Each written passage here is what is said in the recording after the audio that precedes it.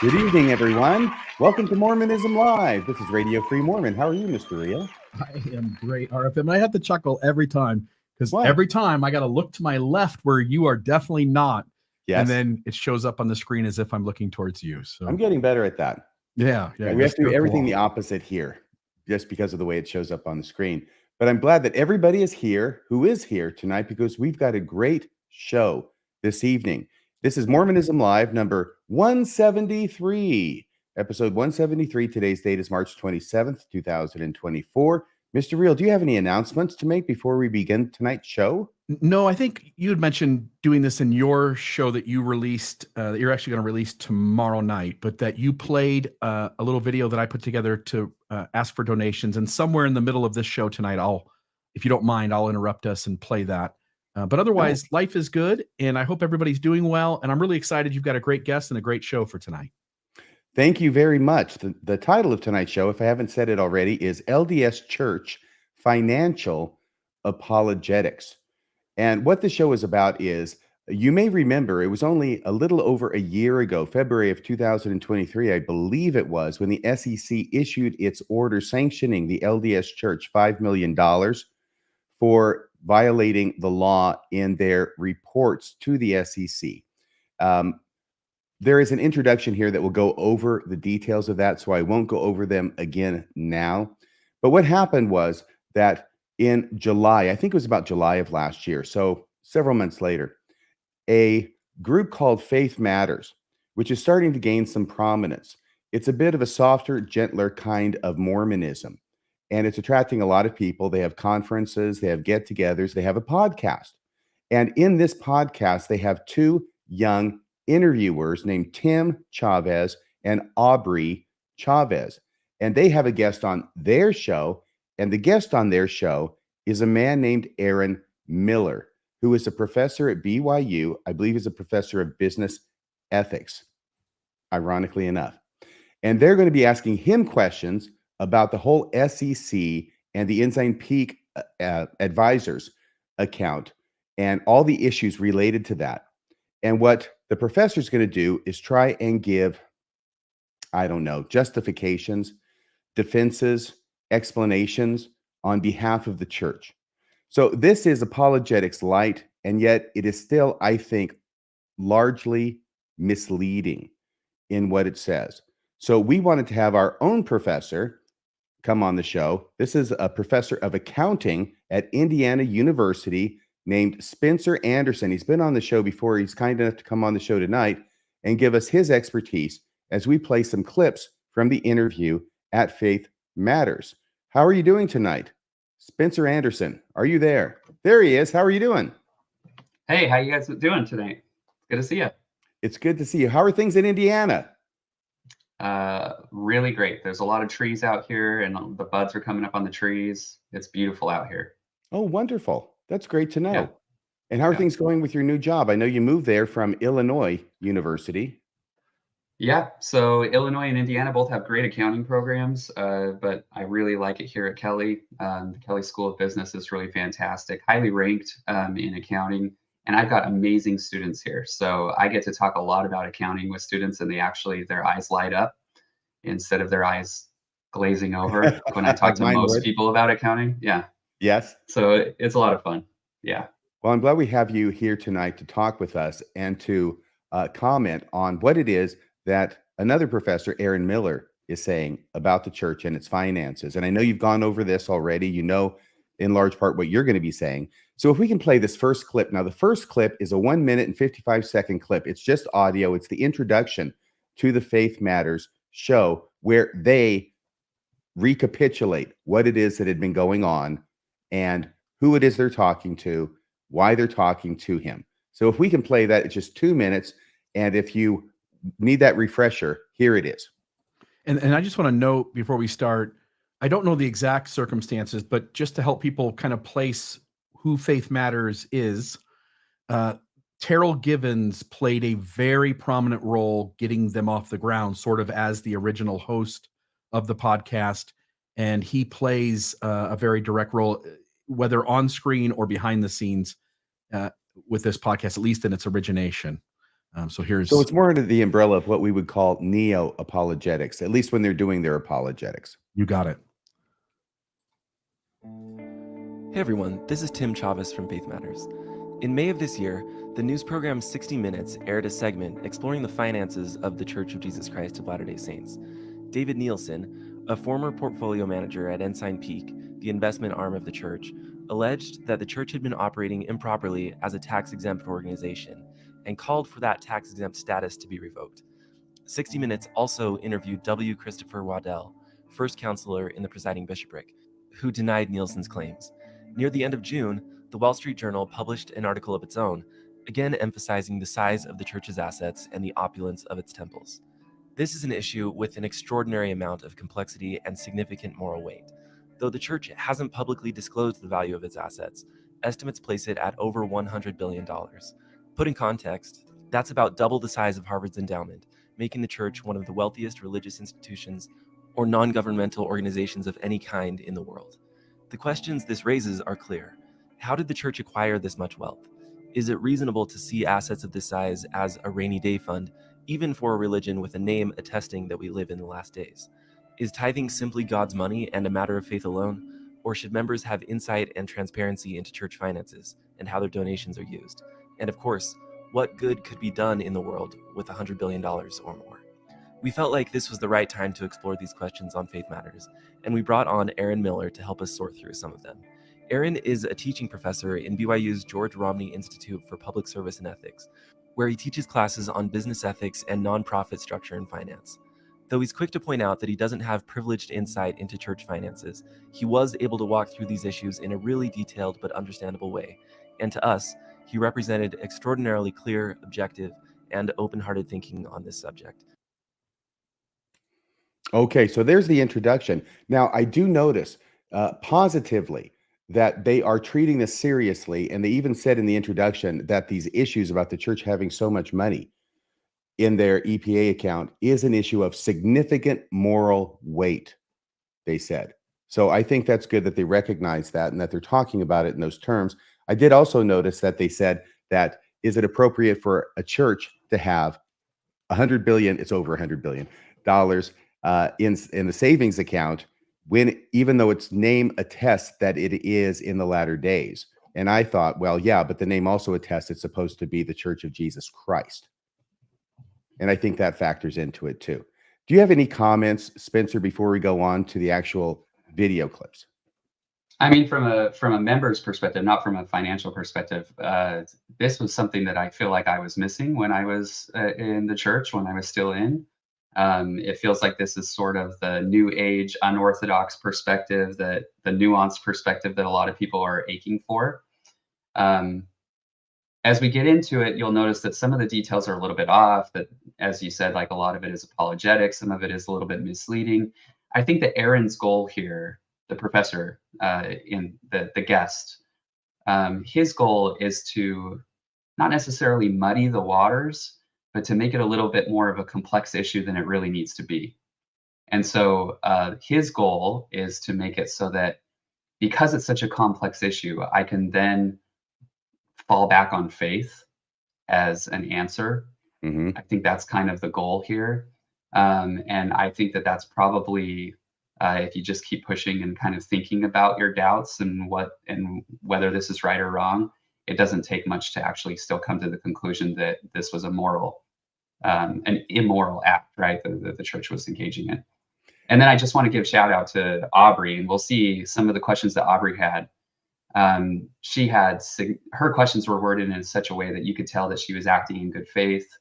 She either had real significant, serious, authentic doubts about the church's finances, or at the very least, I feel like she had taken the time to really understand those who were concerned and did have doubts about this topic. So, she wasn't straw manning the issue. I feel like sometimes from the faithful perspective, the questions will be like, how can we bolster our faith enough that we can follow God's teachings to pay tithing, despite our incorrect views about how the church uses its money? It's just sort of this leading question where the answer is already set. and she didn't do that. So I appreciated that. So anyway, I wanted to give a shout out, despite the fact that, we're going to go through some mistakes and errors in judgment here, and perhaps like, fallacies, fallacious reasoning that we're probably going to see in the next hour or so. Right. Well, Mormon Apologetics, making the simple complex since 1830. This is about an hour long, their podcast.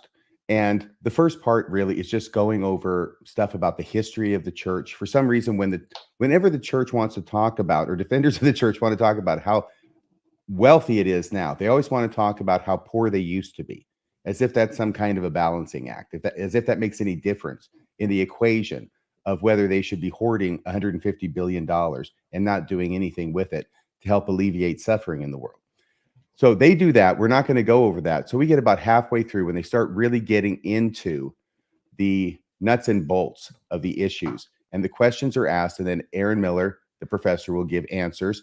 If we can get that first video clip ready, we'll play that, and then we'll comment on it when it's done. Yeah. Let's talk a little bit about some of these numbers, at least where we've guessed, or there have been leaks occasionally. So it's roughly, we think, $100 billion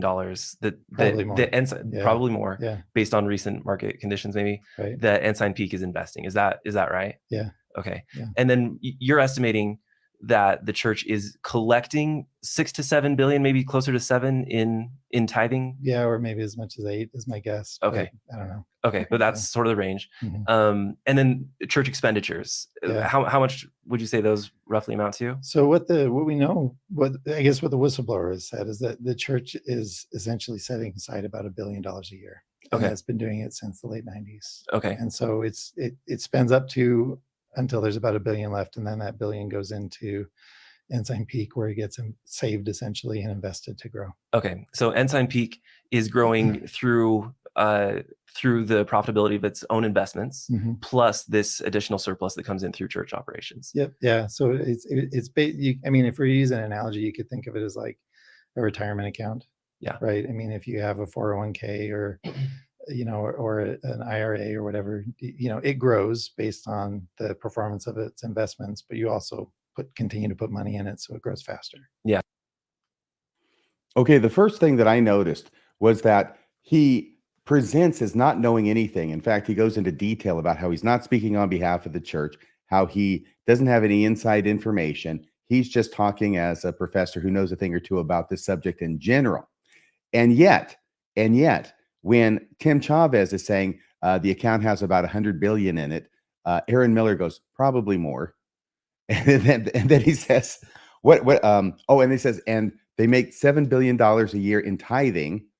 And Aaron says, probably closer to 8, which I found remarkable. A person who claims to know nothing about the subject is correcting somebody else on their figure, saying they're too low. What do you make of that, Spencer?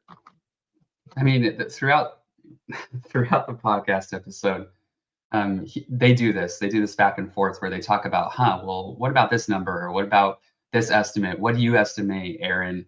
And he'll give an answer, but he doesn't say where he gets the answer from. And so it's really interesting to me, because I think it's pretty obvious that there are two sources where they could have gotten this information.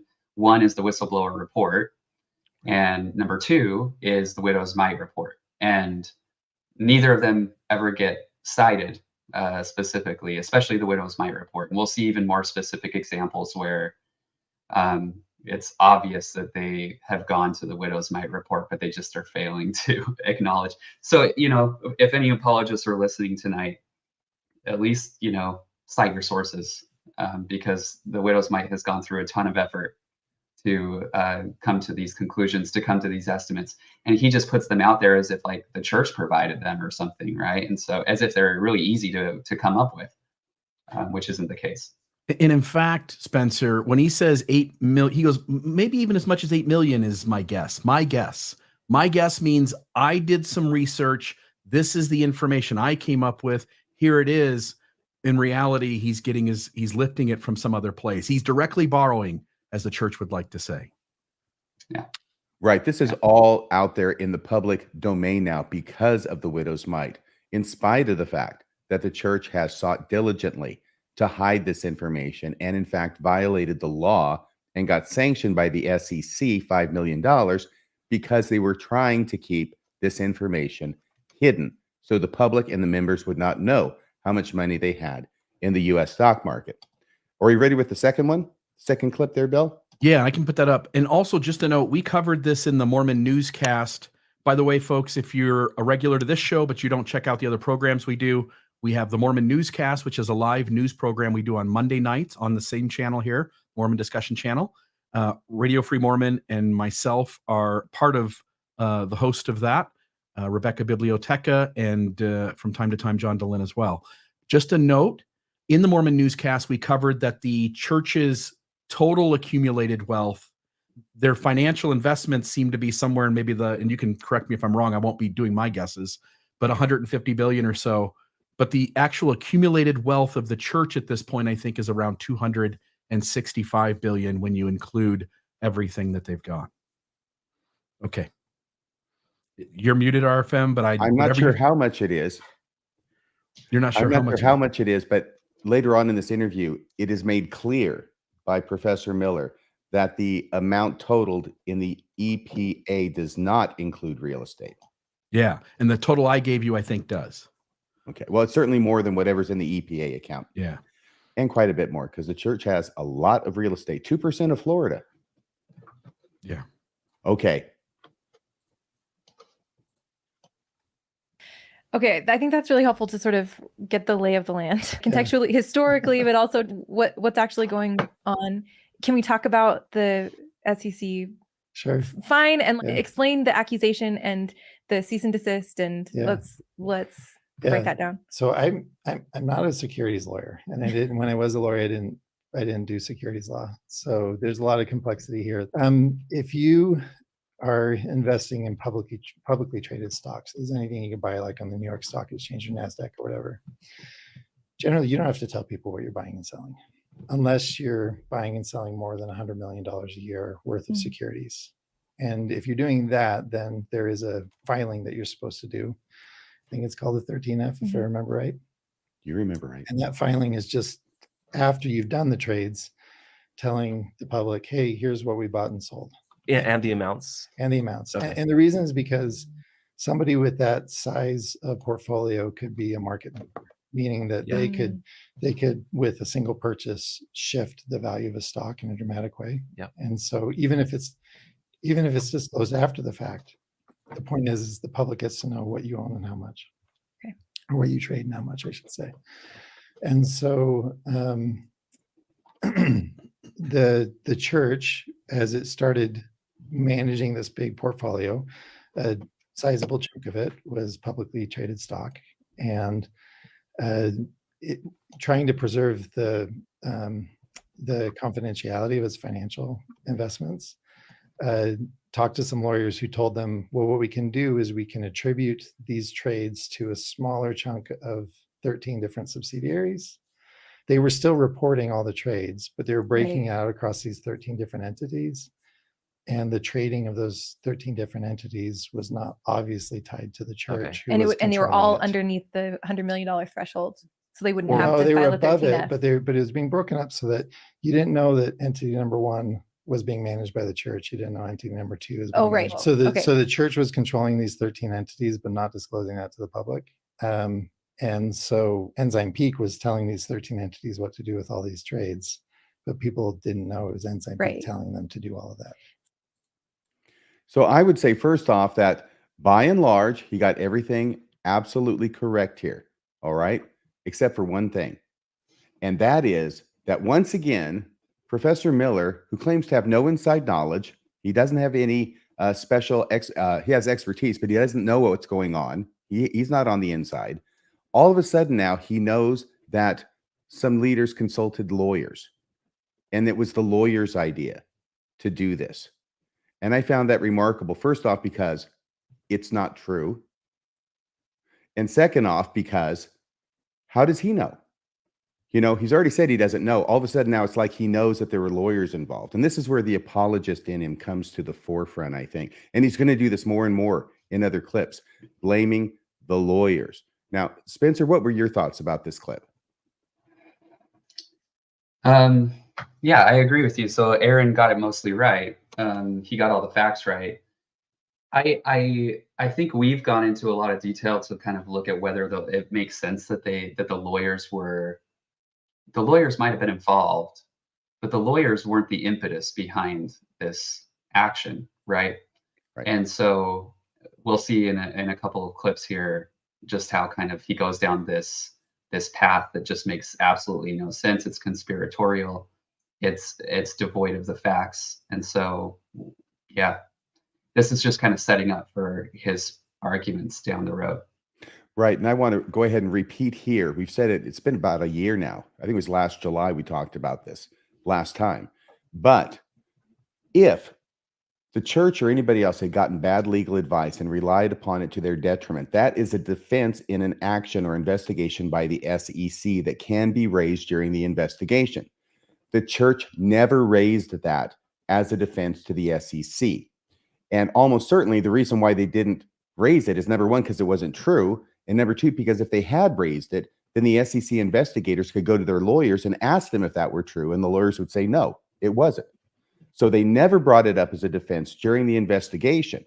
We also know that because if they had, it would have been written into the order that was issued by the SEC a little bit over a year ago. And it would talk about they raised this defense and we investigated it. So they never raised the defense. What they did was they waited until the order was issued and they said, we consider the case closed, paying the $5 million, right? $4 million assessed against the EPA, $1 million against the church. Because the SEC said the church needs to pay $1 million because you were directly involved in this. They waited until the order was entered, the investigation was over to start raising this idea that we got bad legal advice. And I find that to be in bad faith. So if we continue on now, Bill, we'll see how this develops.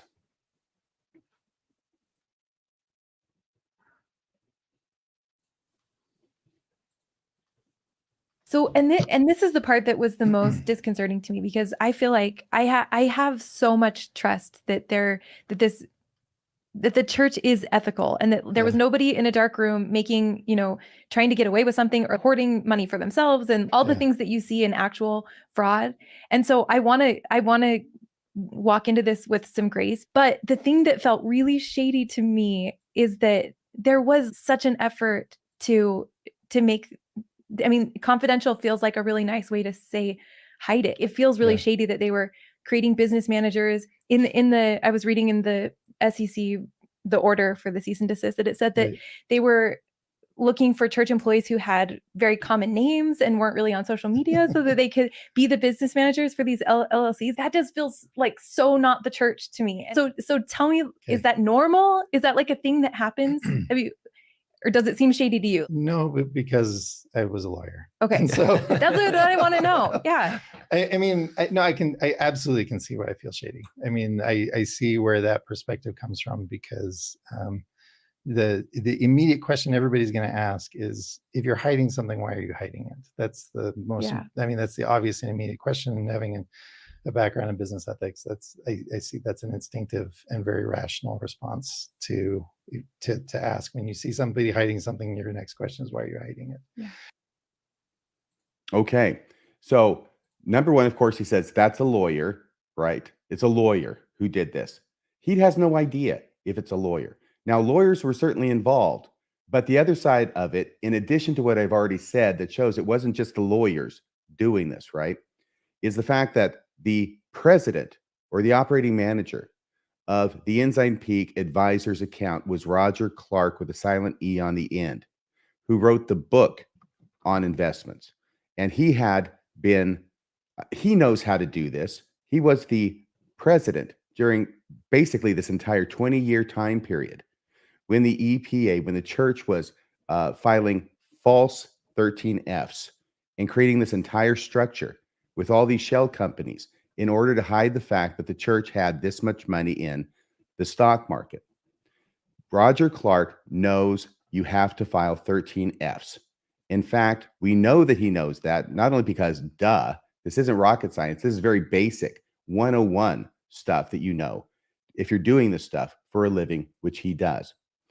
He had his own investment company running for about the same 20 years as he's the president of the EPA. And guess what? His own account that he was running filed their 13Fs every time they were required. He absolutely knew exactly what was supposed to be done. And what he did was he allowed somebody who he thought was in a position of authority over him to persuade him to do something that he knew was against the law. And that somebody wasn't some podunk lawyer. It was a person he considered to be a prophet, seer, and revelator, and a person who speaks for God. Spencer. Yeah, I mean, I even think that, like, let's just give him the assumption that there was a lawyer involved, which I don't think that there was. Aaron's response just blows me away because he thinks that being a lawyer and his experience as a lawyer suddenly makes this action less shady. What about the commonality of this would ever have anything to do with whether it's shady or not? What would the fact that lawyers have a certain mentality or a certain reputation, what does that have to do with whether it's shady or not? And so when Aubrey, she has this real concern, it's very heartfelt, it does feel shady, and that's because it is shady. And she asks, is this normal? Is it the kind of thing that happens? Does it seem shady to you? And he says, well, no, because I was a lawyer, so it doesn't seem shady to me. What does that even mean? That just doesn't even make it's not It a good doesn't make argument. any sense because let me tell No, you, it doesn't as make a any sense. lawyer, lawyers are actually held to a very high bar of ethics. And attorneys do not advise their clients to break the law. Okay, that's not, you don't do that. Why would you do that as an attorney? You've gotten a client that you represent, and you're advising them to break the law. This is not like some kind of nuanced way of challenging a tax code or maybe trying to get some kind of benefit where the language in the statute might be ambiguous or susceptible to alternative interpretations, right? Lawyers No. do that all the time. That's fine. That's good faith. But telling your client to break the black letter law, okay? No, attorneys don't do that. And if attorneys did, they should be disbarred. And if attorneys did, the church would have told that to the SEC, which they did not. And if the attorneys did that, Roger Clark would have said, are you out of your mind? We're not doing that. We're not going to break the law. This is the Lord's church. We believe in honoring and sustaining the law, and we're going to obey the law. But no, he didn't do that. He compromised his own ethics in order to allow the church to continue to operate in darkness, as far as letting anybody other than this like group of 5 people at the top of the church who are in on the secret, letting anybody else know, including the membership, how much money the church had. And Roger Clark is on record as saying the reason they did that is because they were concerned if the membership knew, then they might not start, they might stop paying their tithing. Yeah, and go ahead. no, go ahead.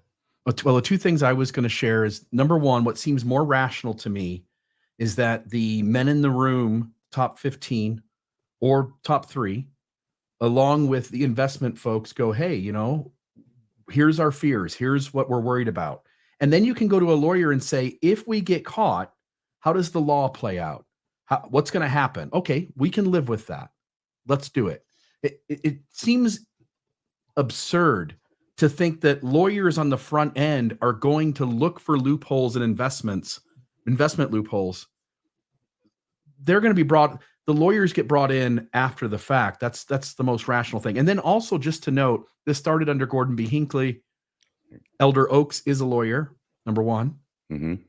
Elder Eyring, we also got some word that Elder Eyring was personally brought into the 12 because of his expertise in sort of helping with this. He was a professor of business at Stanford, I believe. Yep. Yeah. And so just to note, there are men in the room, if he's going to say lawyers did this, there are men in the room who essentially effectively acted as the top leaders of the church. Yeah, either they initiated it or they knowingly went along with it. And that's why the SEC spanked him with $1 million fine against the church alone. Yeah. I do want to say, on the other hand, that Professor Aaron Miller did agree that the perspective of seeing this as shady, he said it was a rational response. So he's at least admitting that much, and I want to give him credit for that. hmm Yeah, I mean, I would say that it is somewhat common in financial reporting among companies to try and, maybe they have trade secrets, or maybe they have some new competitive advantage in their industry that that they don't want to publicize or anything like that. And so by divulging that kind of information, maybe they give up some of that advantage. And so the role of lawyers in financial reporting is often to make sure that they can lower their transparency, but within the law. I mean, I think that that's the key here, right? The lawyer is there to interpret the law, to interpret securities law. And I just don't believe that lawyers would come in and say that this was um, keeping up with the law, with Securities and Exchange Commission 13F. So I think that it doesn't square with a lawyer providing this type of advice, because this is very clear what you have to do in order to comply with Reg 13F. And I'll tell you, Spencer, I've been a member of the church for 46 years now, and I have been taught since I was 18 by the church to be responsible and take responsibility for my own actions by way of repentance of sins. I have yet to see church leadership ever take responsibility for their actions. Instead, when it comes to hiding information, like Joseph Smith using a seer stone, they blame the artists. There are rogue artists out there who are putting their pictures, unbeknownst to us, in our magazines and fooling our members into thinking that the translation process was done a different way than it really was. And now it's rogue lawyers. These guys, they refuse to take responsibility for their actions, and that does not tend to make me have a lot of respect for them. As a believer, I always as a person who is kind of going through a faith transition, the problem with any of these arguments is that the buck eventually does still stop with the prophets and with God, because the prophets are supposed to be directed by God to circumvent any of this bad advice that might be coming their way. God's church is supposed to be protected from this type of thing. And so even if I just grant them the argument that lawyers were the ones behind this, it doesn't work, because God should have intervened and stopped the church from doing something that was egregiously wrong, from breaking the law. He should have intervened and told the prophets what to do.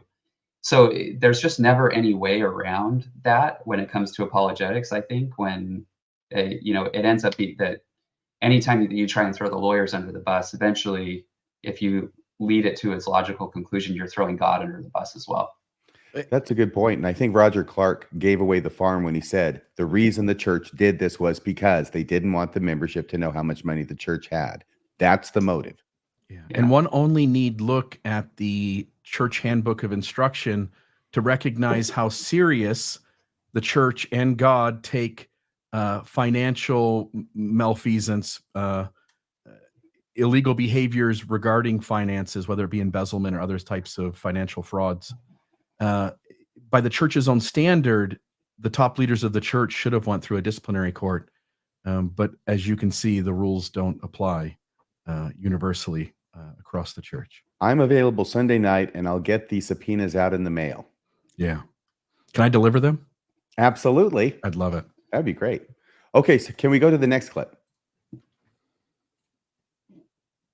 That doesn't mean hiding it is obviously dishonest. And this is where the lawyer part comes in. Okay. So one of the ways that lawyers manage risk is through opacity. They make it hard to identify assets. And the reason they do that is because the law allows them to do it to a great extent. And if you talk to any, for example, financial planner or estate lawyer, one of the tools in their tool belt is opacity. They make it hard for, like, let's say somebody wanted to sue you for, I don't know, some ridiculous amount of money because you bumped into their car, right? Fender bender, but they want to sue you for a crazy amount of money. Their lawyer, if their lawyer is doing their job, is going to try to find everything that you own to make sure that it's available to the lawsuit should they win. And your lawyer, prior to this, if they had done their job, would have done their best to make as much of that as opaque as possible, as much as the law allows, essentially. And so this is, I mean, I know this sounds like a cop-out. And, you know, we can get into the bigger questions about transparency around church finances generally. Once you start with the position that the church wants to keep its financial resources confidential, and then you turn to lawyers and say, hey, lawyers, can you help us do this? This was 100% lawyers being lawyers. Okay. And it's important to reflect on the fact that the church did not avoid any financial payments it owed. This Mhm. is purely Everything disclosure. was reported. Yeah, all the stock trades were reported, but also they weren't avoiding taxes. They weren't Right. avoiding fees that were owed. They weren't trying to defraud the government out of money. So that's the first important Yeah. point. There was nothing about this that meant they could avoid a payment that they owed to the government. Secondly, all of these trades were being reported to the public. It's just that the public didn't know that all these 13 entities were controlled by the church. Right. And they got some, a couple decades ago, they got some bad advice from some lawyers doing what lawyers do to say, hey, we think we have a legal theory that justifies separating into these 13 different entities. Yeah. And so that's what happened. That's what happened. The guy who doesn't have any inside information and goes to links to say he doesn't have any information. Now, not only does he know it's the lawyer's fault, but it was years ago they got this bad information from lawyers, and they've just been following it ever since. He goes through all the things that the church didn't do, okay? Notice he says twice that lawyers will try and hide your assets within the law. He said that twice, within the law. The problem is this was not within the law. This was in violation of the law, Aaron Miller. You know that. That's why you cleared your throat and you said, I know, uncomfortably. You look like you were kind of on the hot seat in this point. And you also said, I know it sounds like a cop-out. Anytime somebody says, I know that what I'm saying sounds like a cop-out, it's a cop-out, okay? And I think we heard a cop-out from him. These were in violation of the law. He goes through all the things that the church didn't do. The church did report, all their finances just under all these different shell companies, and they didn't avoid taxes. I mean, you could run that list forever. They didn't try and assassinate the president. They didn't try and take over the country. Yeah, that's not the issue. The things that they didn't do. The question is, and the issue is, the thing that they did, which was in violation of the law, which you're still trying to pawn off on the lawyers. Did you notice? Oh, Bill. Did you notice that he did have a little slip of the tongue there, and he actually did admit that the church would have had to have come up with it first, and that the lawyers then said that they could get away with it. So, and then he wants to back off of that and go, no, the lawyers did this. No. If church leaders brought the plan to the lawyers, knowing that this breaks the law, again, you have a lawyer in the top 15.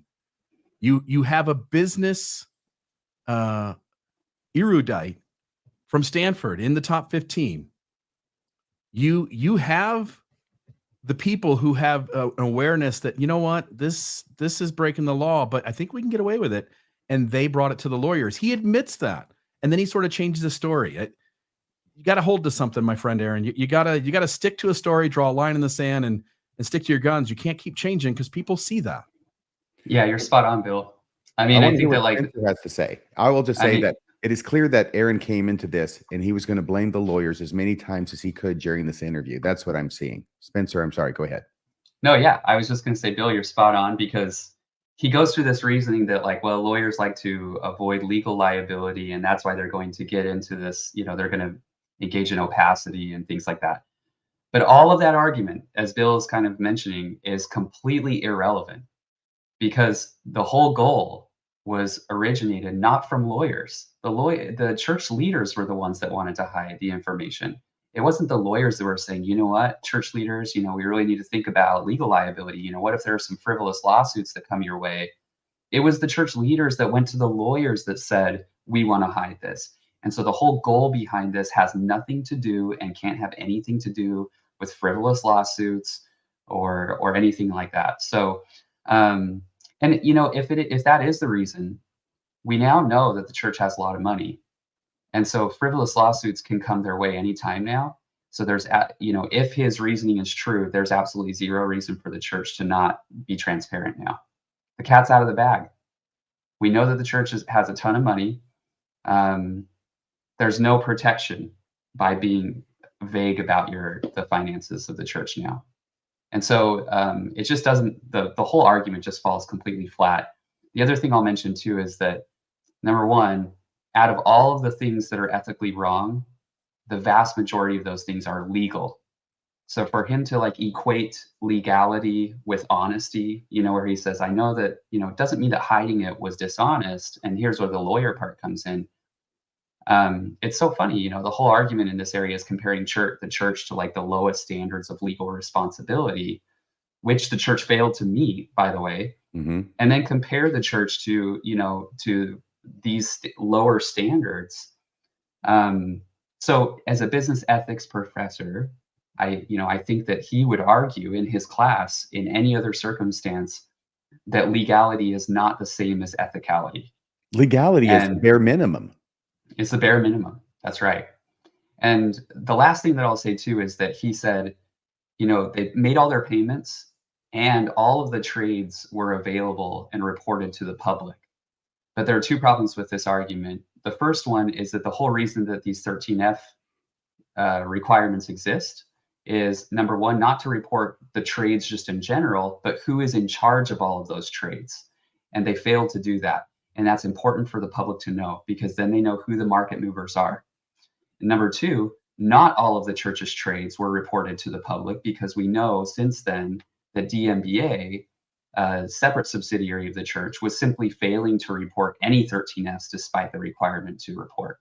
So yes, Ensign Peak, through its shell companies, was reporting 13F was filings, but the DMBA was not, even though they were above the $100 million threshold. And so so there's just a lot it's just really bad reasoning. And I think that, it's the same as Bishop Waddell in the 60 Minutes interview. I feel bad for them because they're put in this position to like defend the indefensible. I also am not persuaded by his argument about frivolous lawsuits. And I notice that he wants to go to some kind of fender bender lawsuit where it's a fender bender and then someone comes after you for an enormous amount of money. Okay, is that what's happening with the church? Are they getting sued because of fender benders, or are they getting sued primarily over child sex abuse? And you know that, Professor Miller, but you don't want to say it. I will also add, frivolous lawsuits get thrown out of court, okay?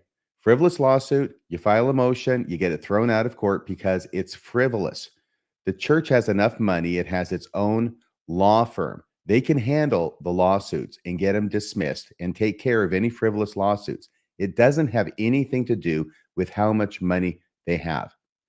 If the church has insurance, okay, you sue the church. If you get a recovery, it comes out of insurance, or they can self-insure and pay it out of whatever account they have. You don't have to have $150 billion in order for people now to start lining up and filing frivolous lawsuits. I think that's a phantom ghost kind of excuse that he's making there. And I just want to note, you guys have been saying it all along, but I want to just say it differently. If church leaders got in trouble for doing something that broke the law, church leaders did something illegal. I'll just let that sit for a while. Yeah. So what you're saying, if church leaders got in trouble for breaking the law, the church leaders did something that's illegal. That's what breaking the law means. When you get your hand slapped that you crossed a line that's been written out and you get in trouble, you broke the law. Good point. It's illegal. It's illegal, and yet they are still the first presidency of the church, and nobody can do anything about it because everything runs from the top down. I would wonder how one would do illegal things and maintain the spirit of discernment or the Holy Ghost or the light of Christ. It seems as though they would be void of those things, and yet from Gordon B. Hinckley till today, until recently, the church seems to have operated with leaders who had no problem doing illegal things and doing things that violated the law of the handbook as well. It's a good point. Definitely something to think about. Do we have the next clip now, Bill?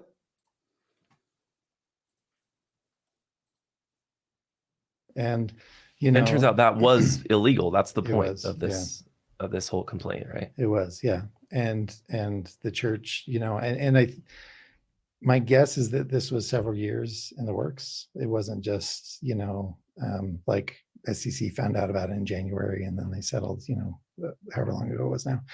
I think what's much more likely is that this was like an ongoing investigation, negotiation, back and forth. And the $5 million agreement was a settlement, where they basically said, church said, we're going to stop fighting this. We'll pay this fee.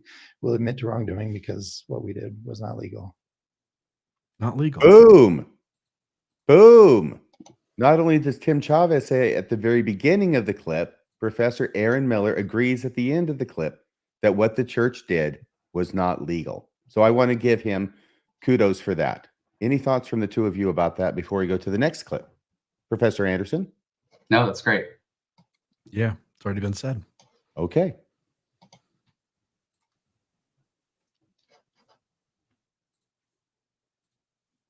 Yeah. So you mentioned that lawyers like to do this because it helps them manage risk. What do you mean by that in this context? Like what's the purpose of hiding these trades? Yeah. So a lawyer is going to be like looking over their shoulder in every situation, right? There's a degree to which you can't predict legal risk. You don't know what's going to happen or who's going to do what, or what, undertrained volunteer is going to mess up on your behalf and now make you legally responsible for their screw up that you're now on the hook for with a big lawsuit. These are the kinds of things, like lawyers that do this kind of work, they're paid to see ghosts, essentially, you know what I mean? To look for any potential risk that they could find.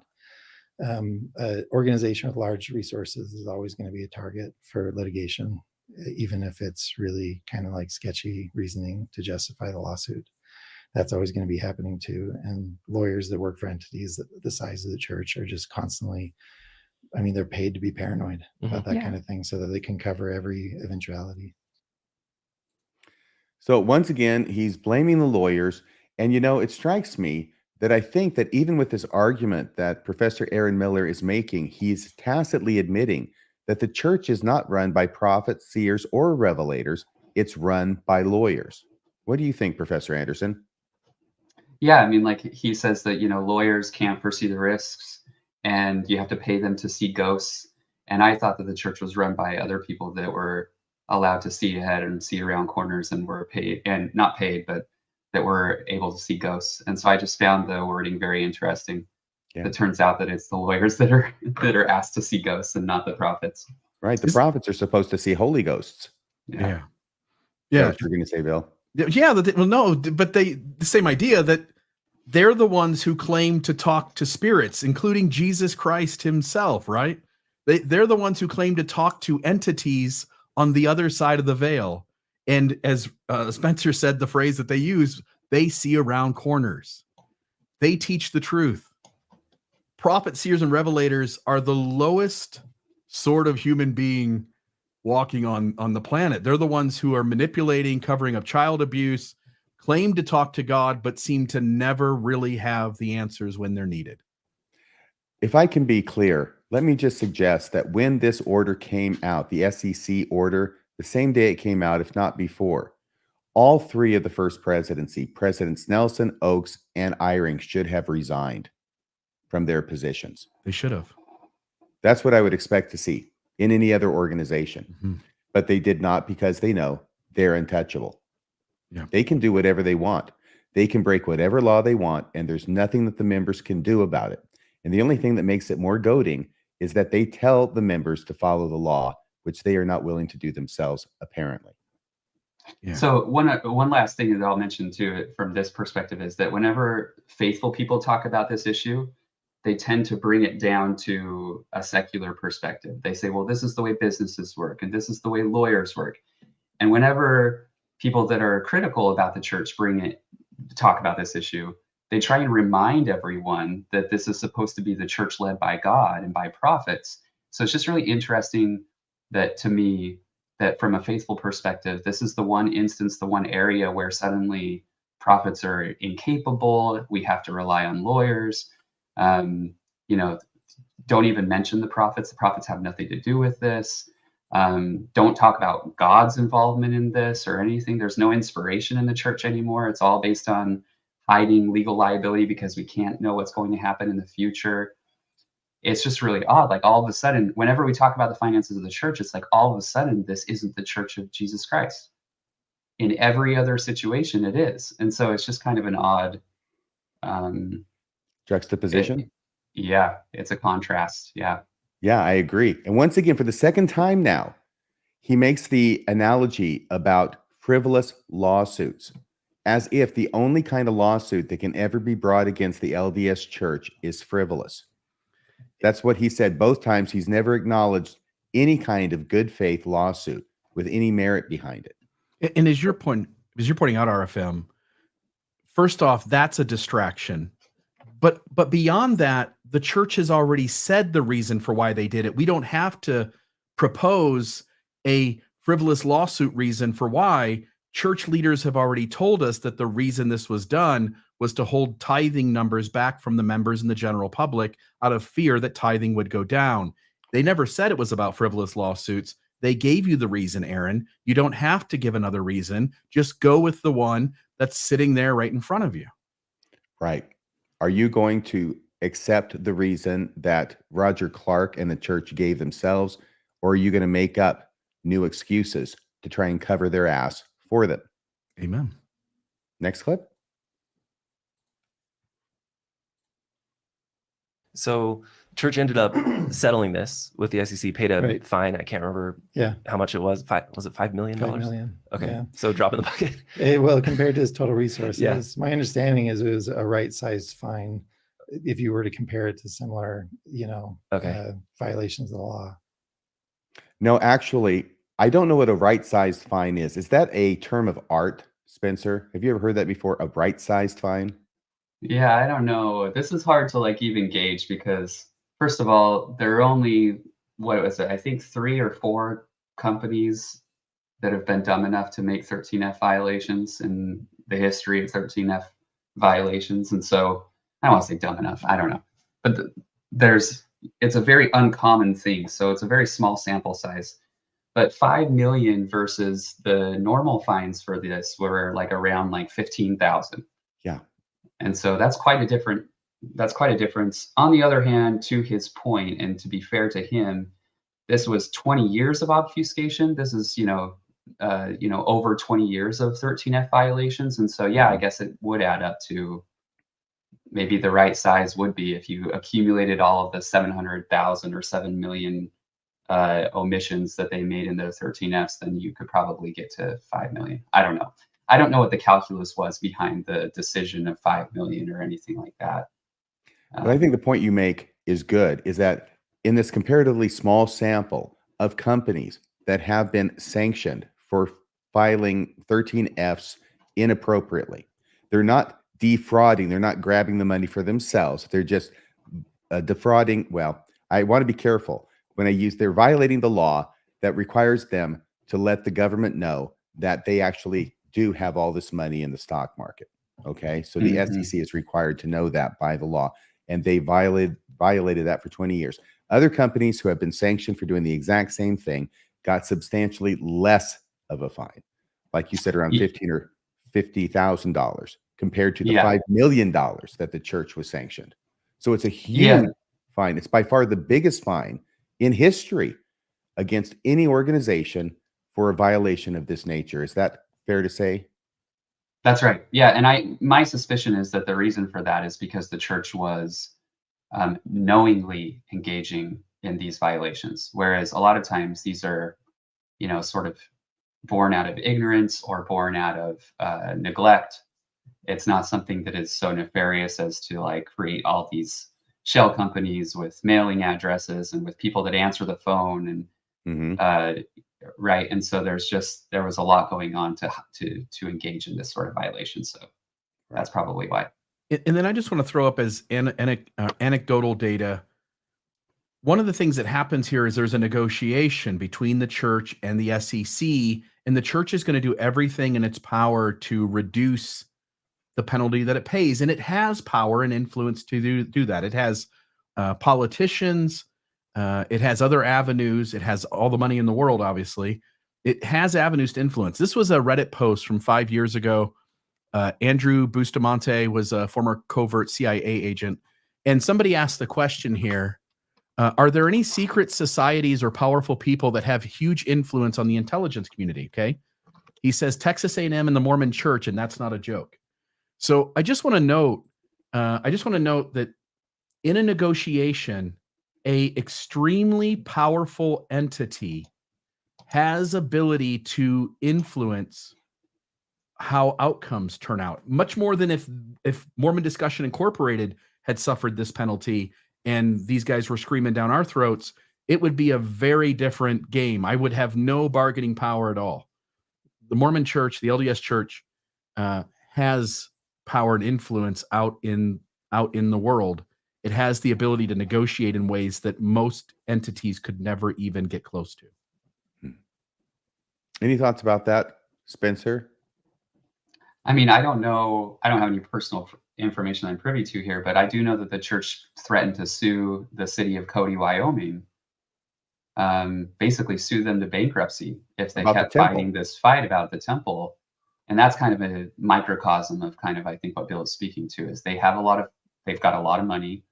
They have a lot of members that are everywhere in the SEC. You know, there are definitely people, BYU grads at the IRS and, you know, places like that. And so, yeah, I mean, to what extent they can influence those people or to what extent they do, I don't know, but they certainly have the ability to.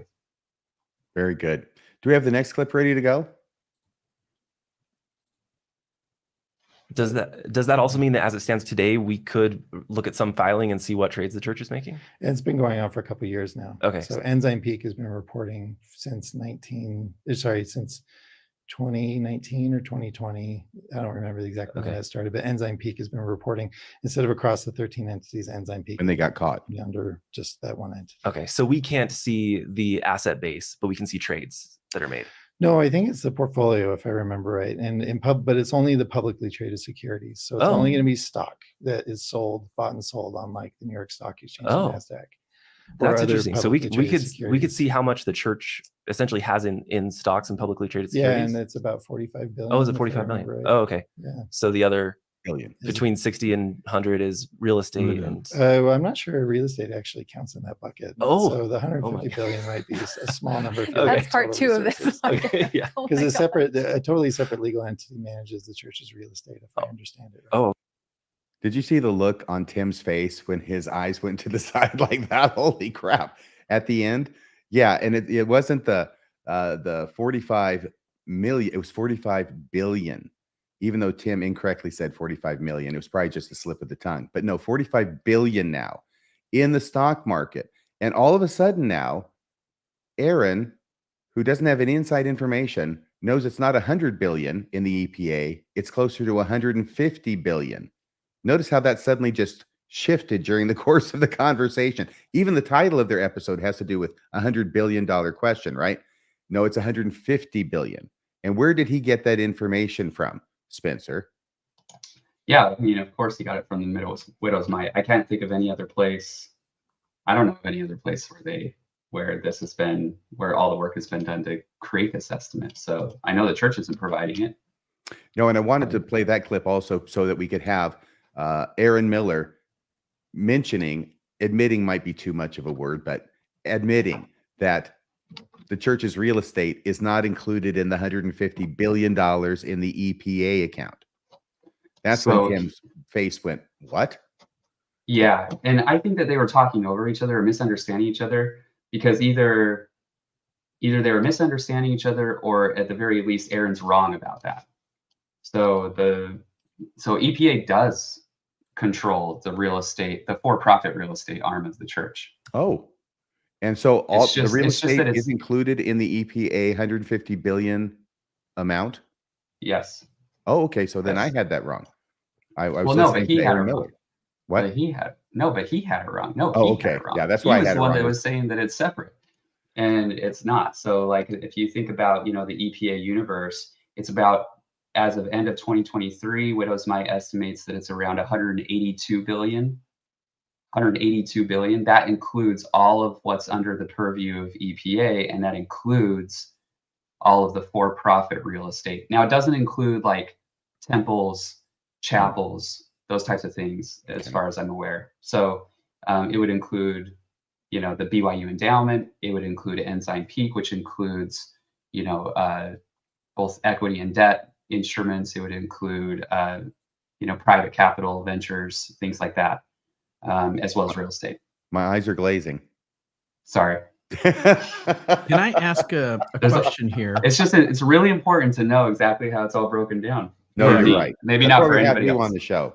It seems like you're trying to explain it, but it's something I've always been confused by. Is I keep hearing this, you know, 40-something billion dollar number here, and I keep hearing the $150 billion number, and some people are walking away thinking the church only has 45 billion. So, by the way, the other thing I wanted to say was that in the comments, people are noticing that multiple times it seems like the folks involved in the conversation that we're sharing here sort of slur billion and million and aren't really saying it clearly, almost intentionally. The last one seemed like a slip, but people are noticing that it seems like it's intentional to sort of muddy billion with million. Yeah. But there's that. Elder But Bednar then, did that at the press conference, didn't he? I don't remember offhand, but Oh, yeah. Yeah. He said then- million, and then they went back and they changed it on the long shot, and they had his voiceover going, $1 billion, because people called him out on it. But maybe, Spencer, I know you're sort of speaking to it, but can you explain?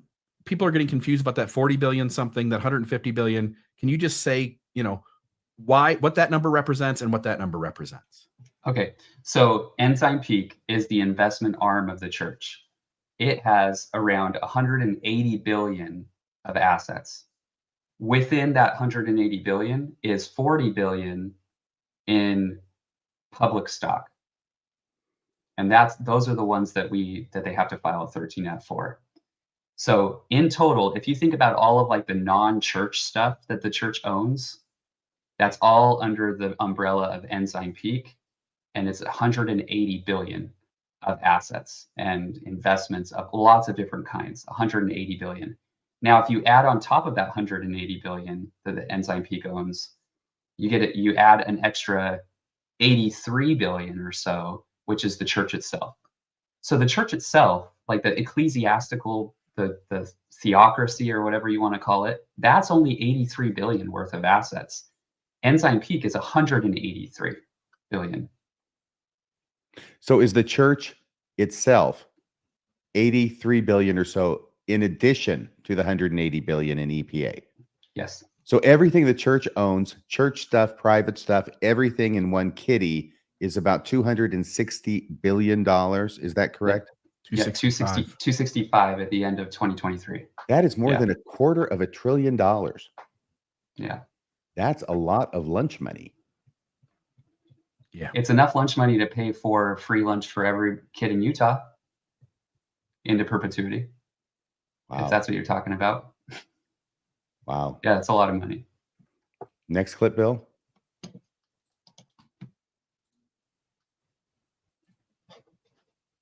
Okay.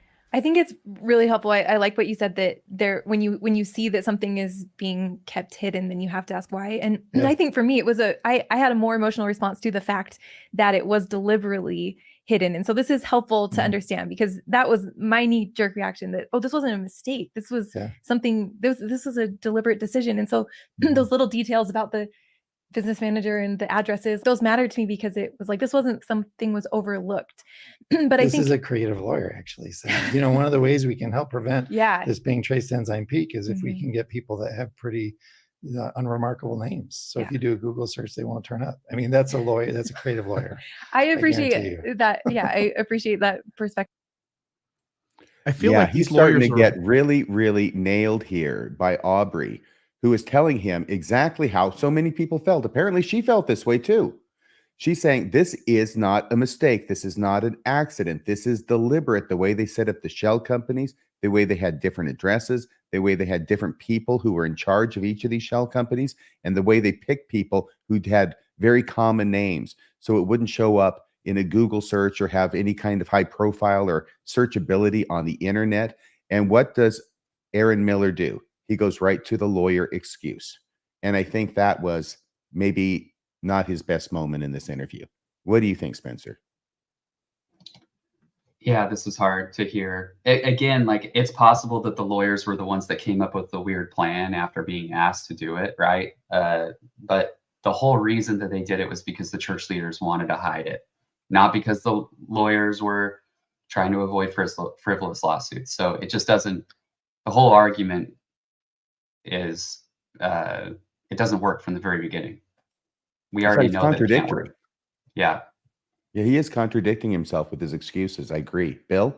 Rogue lawyers, rogue artists. It's always someone rogue out there who's just vile. You know, the church leaders want to do the right thing. They do. You know, they've never hidden anything. They always teach the truth.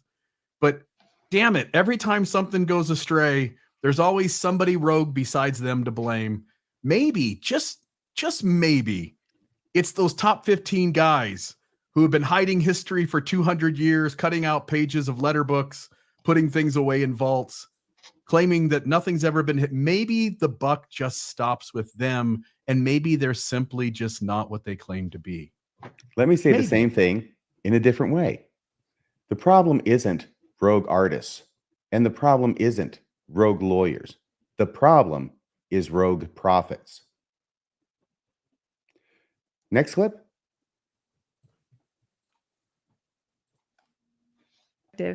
So talk about why those, let's talk about the why something should be hidden. Like what does the church have to lose by just being completely transparent? Because it feels like that's the call that everybody's asking for, and maybe most especially the youngest generation of adults is asking for transparency and expecting transparency and getting transparency in most other contexts of their lives. So does this work? Is it going to keep working to just to be so, to keep everything hidden? I don't know. I mean, I'll get more behind that answer, but I don't know. I mean, the reality is there are definite pros and there are definite drawbacks to keeping things confidential. I mean, and I'm pretty confident the church leaders know this. I don't think they're naive or stubborn about this. I think I would imagine, I mean, they're all very smart and incredibly successful and capable people. And so I'm sure they're weighing these things in the balance, and probably more often than we realize, is my guess. I will say this, the pros of it are risk mitigation. And, you know, when the total assets are not known, it can discourage a lot of bad behavior by outsiders who would want to take advantage of or threaten the church. You know, Not true. The cat's out of the bag as far as that's concerned now. Like, I think the church benefited for a long time with risk mitigation by people not knowing how much the church actually had in assets. By them hiding it. Now that that's known, maybe that advantage goes away. Even if it's not known in detail, it's known in broad strokes. Since when do you get to call risk mitigation? Like that's the phrase you use, but what you're really saying is deception and dishonesty. Yes. Yeah. Exactly. By the way, when he said it's not really known, but it is known in broad strokes, I thought that was a tacit admission to the widow's mite having it right. Did you think the same thing, Spencer? Yeah, for sure. I thought that it was interesting how suddenly the church leaders were competent. So before they had to rely on lawyers, they didn't really know what they were doing. And then he said, you know, they're really smart people. They know what they're doing. They're not being stubborn about this. I'm sure that they understand the trade-offs when it comes to transparency. Why couldn't they make that trade-off 20 years ago? Why couldn't they have foreseen this, right? This is kind of you can't argue both sides of this. Yeah, even if we're not in the religious realm and the prophet realm and the Holy Ghost realm, these guys are very successful in business. They're very intelligent. Apparently, they just have a problem with ethics. I think that's the only thing that they lack. Do we have the next clip, Bill? Yeah, but before we do RFM. Oh, yeah. Hello, friends of Mormon Discussion Incorporated. I'm Bill Reel. I'm founder and CEO. Reaching out to our incredible community. Our mission is to support those examining the truth claims of Mormonism, and those redefining their relationship with it. Our acclaimed lineup of podcasts, including Mormonism Live, Radio Free Mormon, Mormon Discussion, and others, offers a space for truth and healing. But we need your help. Your donations power our work, expanding our outreach, improving our content, and creating new initiatives. Visit mormondiscussions.org, click the donate button, and make a difference today. Donate to your favorite show, like this one, as your support empowers us to empower others. Thank you for being a part of the change. Together, we're making real impact. All right, now we can do it. Sorry about the echo, folks. Whenever I have a screen share with the audio turned on, that will always happen. Apologize for that. People will be inspired to donate twice as much now. I would hope so. Yeah, we won't blame the rogue artist or the rogue lawyers. So it's the rogue tech people. I think, you know, and again, this was before the amount was known. A lot of people have opinions about what should be done with that money. And if people don't know how much the money is or how it's managed, then they're less willing to second guess your decisions. Yeah. We're seeing a lot of second guessing happening now, where people are constantly asking, like, why isn't the church doing this or this or this or this, knowing that they could, where before it might never even have occurred to them. So in other words, it's okay to deceive the membership about how much money you have, because if they know, they might think that maybe you should do something with it to alleviate suffering. That's the excuse I'm getting from him here. He's got a whole list of excuses. Some we've heard before, some he's come up with himself. I'm not hearing a lot about taking accountability and being like Jesus and doing the right thing and obeying the law. All I'm hearing is a litany of excuses from the professor about why it is that hiding stuff and breaking the law to do it is okay. Spencer? I don't have anything to add to that. That's great. I mean, everything he said was true. Like, he's just, he's basically saying, like, here are some of the reasons. If you get to control the narrative, you get to go off on the side of and tell people that you don't really have all this money. You get to tell people in Africa that, we're not a wealthy church. Yes. But we give what we have. Or you get to give people this impression, that you are the greatest humanitarian organization in the world, which I see on Facebook comments all the time. You get to control the narrative when nobody knows what's behind the curtain. And so he's right. Like, that is one of the benefits of non-transparency. Who gets to receive that benefit? The church does. And so I don't really understand why we would be arguing for that, right? Especially if it leads to nefarious action.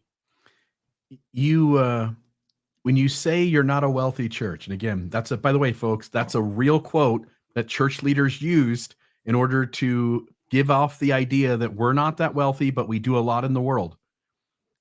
When you say you're not a wealthy church, when in fact you are among the top, if not the wealthiest church in all of this country, right? Like, it's not like the Southern Baptists have got this much money. I don't think the Methodists are doing this good. I don't think the Jehovah's Witnesses or the Scientologists are doing that great. Mormonism financially is elite. They are at the very top. And they have said that on a number of occasions before this came out, maybe even since it came out, but they try and portray themselves as a relatively poor church in order to accentuate the value of what donations they give. Because if they're poor and they give a certain amount, let's say $20 million, right? That's huge. That's amazing. That's Christ-like. But if you've got $150 billion in the bank and you give 20 million, now it's looking like chump change. Yeah. Next clip. We're trying to move along through these as quickly as possible. We still have a few left to go, but they're all good. The cons are obviously a lack of trust. Yeah. Transparency, and this is speaking from an ethics standpoint. Transparency is not necessarily itself an ethical good. It leads to other ethical goods, right? It discourages bad behavior, that kind of thing. There's actually interesting research by a scholar named Dalen Kane who found that in some cases, increasing transparency actually leads to less ethical behavior. It's called the sunshine effect. And when people feel like they've disclosed, now they feel good about engaging in conflicts of interest because they've told everybody they're doing it. Oh, interesting. And so I mean, transparency on its own is not necessarily an ethical good. Now, you could make the case that you could argue that church members have a right to know what the church's finances are, and that'd be interesting to discuss. But the idea that what transparency does, though, is it leads to, in most cases, ethical good, which is it discourages dishonest, fraudulent behavior. And that's where I think it's worth reflecting, because there's thus far zero evidence of that, right? Yeah. Of church resources being abused for personal enrichment. That, by the way, would be illegal as far as the IRS is concerned. It would cause huge penalties and potentially even cause the church to lose its tax-exempt status if there was substantial personal enrichment happening. But we don't have evidence of any of that. And the whistleblower, nobody has ever come forth to say, like, hey, here's the secret Corvette, right? That this general authority is hiding from the public that he bought with tithing. Yeah. It is pretty remarkable. Is it a strange thing, Spencer, to argue on the one hand that there's no transparency in the church, but also to say, hey, it's okay because there's no evidence that there's been any abuse of the lack of transparency? Yeah, right. How would we know? This is the dumbest. I'm like, I hate this part because I wish that they had edited this part out of the podcast. Because I think that if we asked him later, I think he would say, you know what, actually, this was not the best argument. Because I know about this study, by the way, that he's mentioning, this sunshine effect. Tell us about that. It's based on moral licensing, and moral licensing just means that when you get yourself as a person, if you give yourself good points for doing something good, then you feel more justified in being able to do something bad, turn it around and do something bad. That's the gist of moral licensing. But in what other domain would we ever say do less of a really good thing? Because otherwise you might feel good enough to do bad things. So like, better avoid exercise, or because if you exercise, you might eat some sugar afterwards. Don't cheat on your spouse. Or don't be faithful to your spouse, I guess. Don't be faithful to your spouse, because if you're faithful to your spouse, you might feel okay about lying to your boss. Like this is the line of reasoning that he's giving. It's just not a good argument. So whenever you talk about the downside of transparency, these are second order effects.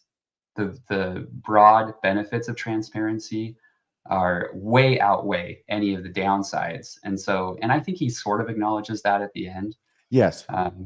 Where he says, yeah, it does lead to ethical behavior for the most part, but in almost every instance. just like in almost every instance, I don't understand why the church would be an exception here. And in fact, it's not an exception. We've already seen that it's not an exception. And so, we've seen that the church suddenly has ramped up its humanitarian spending once it was forced to the transparency table. So this is, he also makes the argument at the end. He says, we don't have any evidence of any of this. And what he was referring to before is he's meant unethical behavior. But we do have evidence of unethical behavior by the church because they were being non-transparent. They were allowed to do that. That's kind of what transparency is trying to circumvent.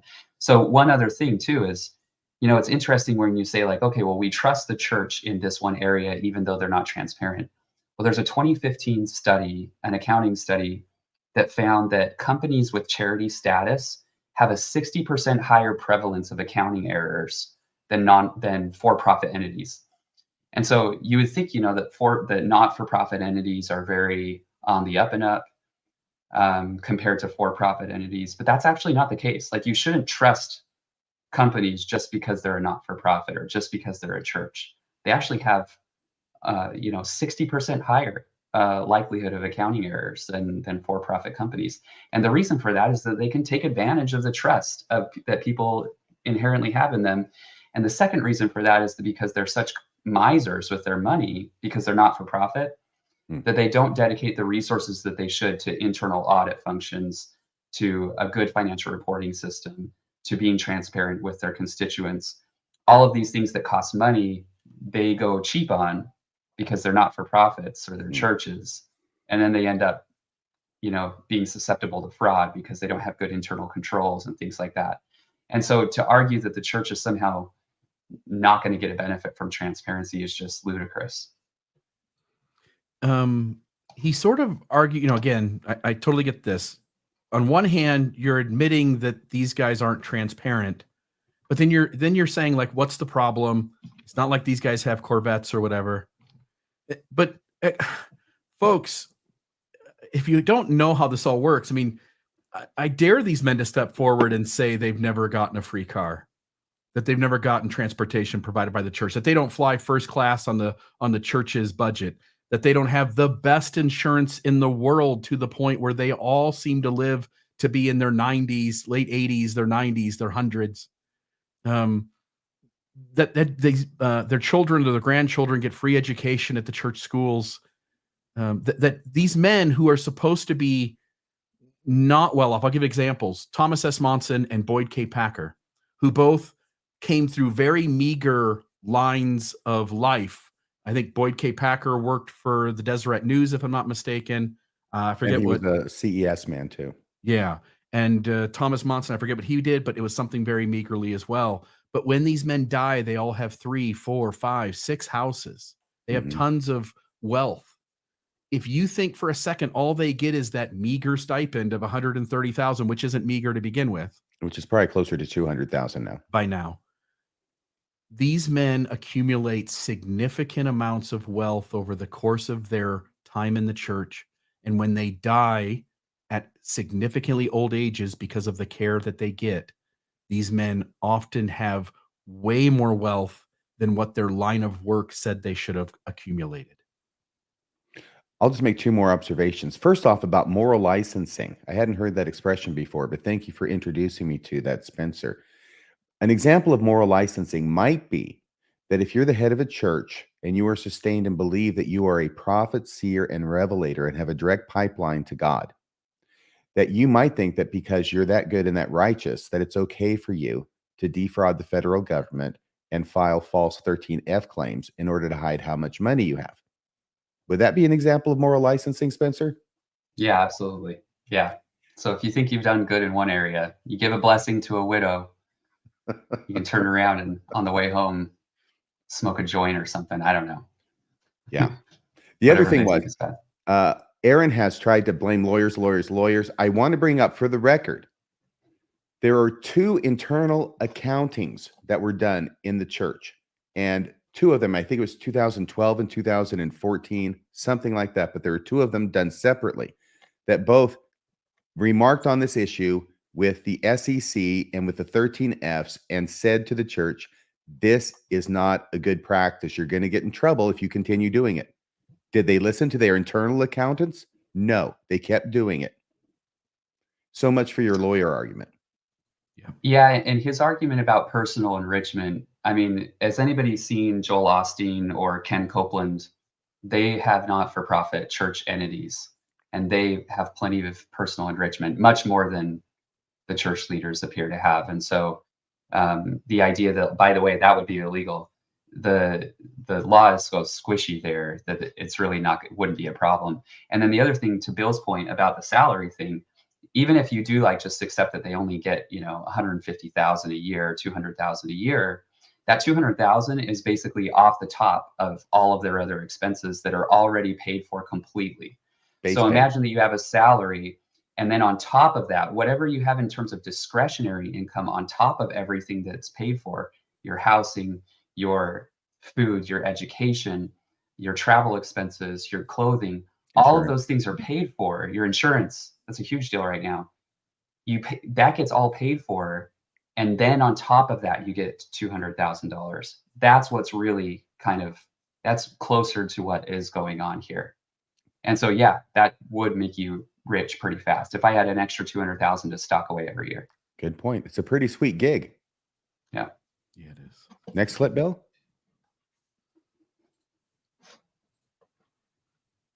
I don't know the answer to that. Okay. I mean, I could speculate about it. Yeah. But I mean, I will say this, you know, and this is based on math I've done. If the church stopped collecting tithing, first of all, which is one of the arguments people have made, why do you need tithing if you have this? Can we just run the church on the growth of this endowment? I don't think the church would. I think the church would run out of money if it did. And I say that in part because the investment returns would exceed what's coming in tithing in the short term. Those would shrink if we had a crash like 2008. Yeah. Mm-hmm. Most nonprofits saw their financial resources shrink by, or their endowments, I should say, their savings shrink by somewhere in the order of 20% just within a year. I mean, that's a huge drop in size, and it took a long time for those to recover. The church is growing very, very quickly in what's known as the Global South. These are parts of the world where the tithe payers there are being heavily subsidized by the church's finances at headquarters. If we want, like the church's growth in sub-Saharan Africa, for example, is kind of crazy right now. And those are people who need in their religious worship all the benefits that the rest of us enjoy. They need chapels to meet in. They need temples to receive endowments in and get married in. And that's continuing to grow. And I won't be surprised if we see a point where, because of the growth of the church in the global South, we see the figure flip, where instead of $1 billion surplus each year, the church is operating on $1 billion deficit that's being pulled from its endowment. Wow. So, how much is enough? I don't know. I mean, God knows. I believe that. Yeah. And it wouldn't surprise me if in his wisdom, this resource is built up for things to come. Yeah. So God knows that this is enough. This is basically his argument. It is enough because the LDS church is doing it. They're led by God, so it can never be too much.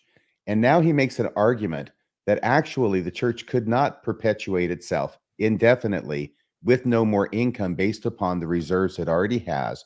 You heard the argument, Spencer. Do you think that argument is made in good faith?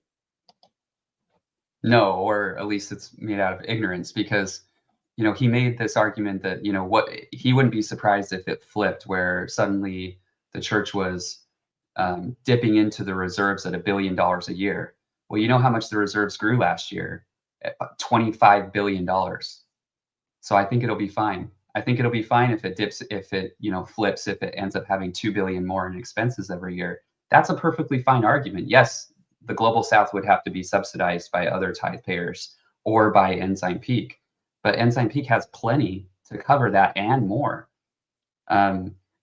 Just let me put it this way. Let me give you a couple of examples. So if the church was 3 times the size that it is right now, it could take Ensign Peak's assets, sell them off, and just turn them all into cash and just sit on the cash, no interest or anything. And it could keep going without any tithing, no interest whatsoever. A church 3 times the size that it is right now, it could go on for 10 years that way. 10 years for a church So it could go on for 30 years right now? The size it could go for the size that it is right now, it could go for 30 years or more without any interest, without any tithing for the next 30 years. Just off what it has. Just off what it has. Also, Aaron was talking about the phenomenon of a recession like in 2008 and how that might impact things. What do you have to say about that, Spencer? Yeah, I mean, I guess if he's expecting a 35-year recession, but the 2008 recession, yeah, it took a little bit to bounce back. It took about 3 or 4 years to bounce back, and now the church is fine, right? So like, this is not. It has 130 billion cushion, 180 billion cushion. They're just it's not a logical argument, because yes, it does bounce back, right? So there's just there's no logical argument behind this, any of what he's saying. So it's funny how suddenly the numbers become very vague when you don't want to engage in the actual analysis. But like, when you look at the actual numbers, the church has enough money to operate into perpetuity without asking for another dime of tithing, if it just feeds off of just interest. And that includes the taking into account inflation, that includes taking into account the global South being subsidized. That includes, you could actually you could build 1,000 temples without even dipping into Ensign Peak. So this is just, the argument is just devoid of the facts. I was talking with Colby Reddish about this earlier today, and he was talking in a different context about divine command theory, which is the idea that 2 basic different ideas, that there is a law, irrevocably decreed even, by which God himself is bound, right? That's one idea in Mormonism, but there's another idea in Mormonism, which is the divine command theory, which is that whatever God commands is right because God commands it.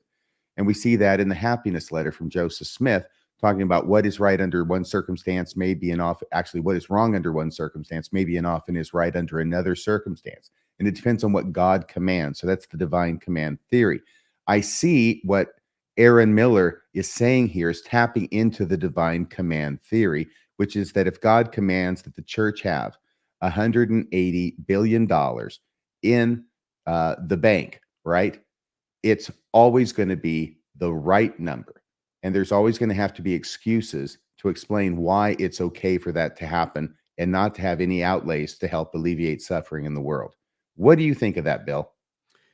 Yeah, well, I agree with you. And I just want to put up a comment on from the live comment from the live chat. Philip Cook, who I think is, again, excuse my language, but a shill for the church, says Mormon Discussion Inc. That's if it continues to operate the way it does. It is likely to increase spending as time goes forward. This is all speculation. First off, Philip, the church has consolidated expenses. It's the reason you're cleaning the shitter every month and a half at the church, because we no longer have. Follow me now. Yeah, it's one come follow me. It's why we got rid of a high priest group and now we only have an elders quorum. It's why there are ward buildings being closed all over the place, and they are moving more members into one building, into smaller stakes. The last 20 years, what the church has done is cut cost. And the church is no longer growing. Now, they may say they are, but they're no longer growing. Again, thanks to the widow's mite and some of the reports that have come out recently, we see significant decline in active membership, at least by the indicators that they show. So, Philip, what you just did was give a straw man response that doesn't actually hold up to any sort of real rational conversation. Secondary, I took my calculator that I do all the accounting for Mormon Discussion on, and I put $150 billion. And you guys correct me, you guys are way better at math than I am. But if I took $150 billion and I just stuck it into a good CD today, just stuck them into a bazillion banks, all FDIC insured, into CDs that are collecting right now, a good bank is offering you about 5% interest. $150 billion at 5% interest. Wisely invested. Is seven, and there's no risk in a CD. FDIC insured. $7.5 billion would simply be the safe interest you would earn on a cash deposit today of your $150 billion. I think it's plenty to work on. I think they've got enough that maybe people shouldn't be cleaning the bathrooms anymore. Spencer, what do you think of Philip's argument if you were paying attention enough to remember it? And now, there you go. Sorry, I think that's a fine argument to make, Philip, but in the model, so the widow's mite model, they take into account the fact that probably spending will increase because the global south is growing. Globally, and especially in the first world, the church is shrinking. But in Africa, the church is growing. In the Philippines, the church is growing. In a lot of these places that don't have internet, ironically, the church is growing. And so yes, that stuff does need to be subsidized, right? They need chapels, they need temples. That is taken into account in the model. And so, I would encourage you to go to Widow's Mite report, just Google it, and you can kind of dig into kind of how the model is made and what kind of assumptions are made into it. How much, he wants to follow-up question of how much should they have in reserves? Not this much. No. This is way too much. This Yeah. is obscene, Philip.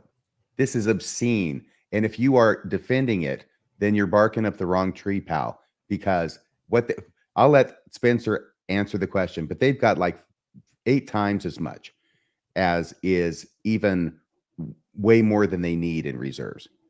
Go ahead. When you think about cash reserves, a lot of companies or a lot of not-for-profit entities have about 6 months of cash reserves, and this one has about 30 years of cash reserves, and so it is quite obscene. It'd be 60 times more. Mm-hmm. And so I actually appreciate the comment that I don't think that we should, if we were in a scenario where it was the church was within some reasonable range of having reserves, then people could quibble. And I think that we could come to different conclusions and agree to disagree, but we're just so far beyond that range. We're just so far in the extreme, the church is, in terms of how much it owns. it could buy every single NBA team today. It could own every single NBA team, the Utah Jazz, the LA Lakers. It could buy all of them with cash. So it's just a little bit, I don't know like what the right example is to use to like really convey how much money that it has, but it's the largest not-for-profit entity in the United States. It's also the largest landholder in Florida. It's also buying up land all across the country. It also owns multiple media outlets, newspapers, TV channels. It owns lots of agriculture businesses. It owns lots of industrial businesses. It owns so much stuff. You can't even as somebody who has explored that, you can't even comprehend how much in holdings the LDS Church has. It is, as my dad would say, it is unfathomable. All right. Well, we've got 4 more clips left. Just want everybody to know that we are approaching the end here. The next deals with the moral dilemma that many members of the church are facing now that word is getting out, thanks to the widow's mite, about how much money the church has in its stockpile. Can I add one thing though? I really like that Philip's asking these questions. Like, I think that's awesome. Because like a lot of faithful members, they wouldn't be, I'm assuming that he's a believer, but like, that's awesome because like a lot of people will just make these claims without any evidence to support them. Push back on us because the widow's mite has the evidence. We have the facts in front of us, and you can go to widow's mite and you can look at it yourself. So good on you for asking the questions. I think you should push and be skeptical. I hope that you'll push and be skeptical on both sides of the issue. Graciously done. Next clip.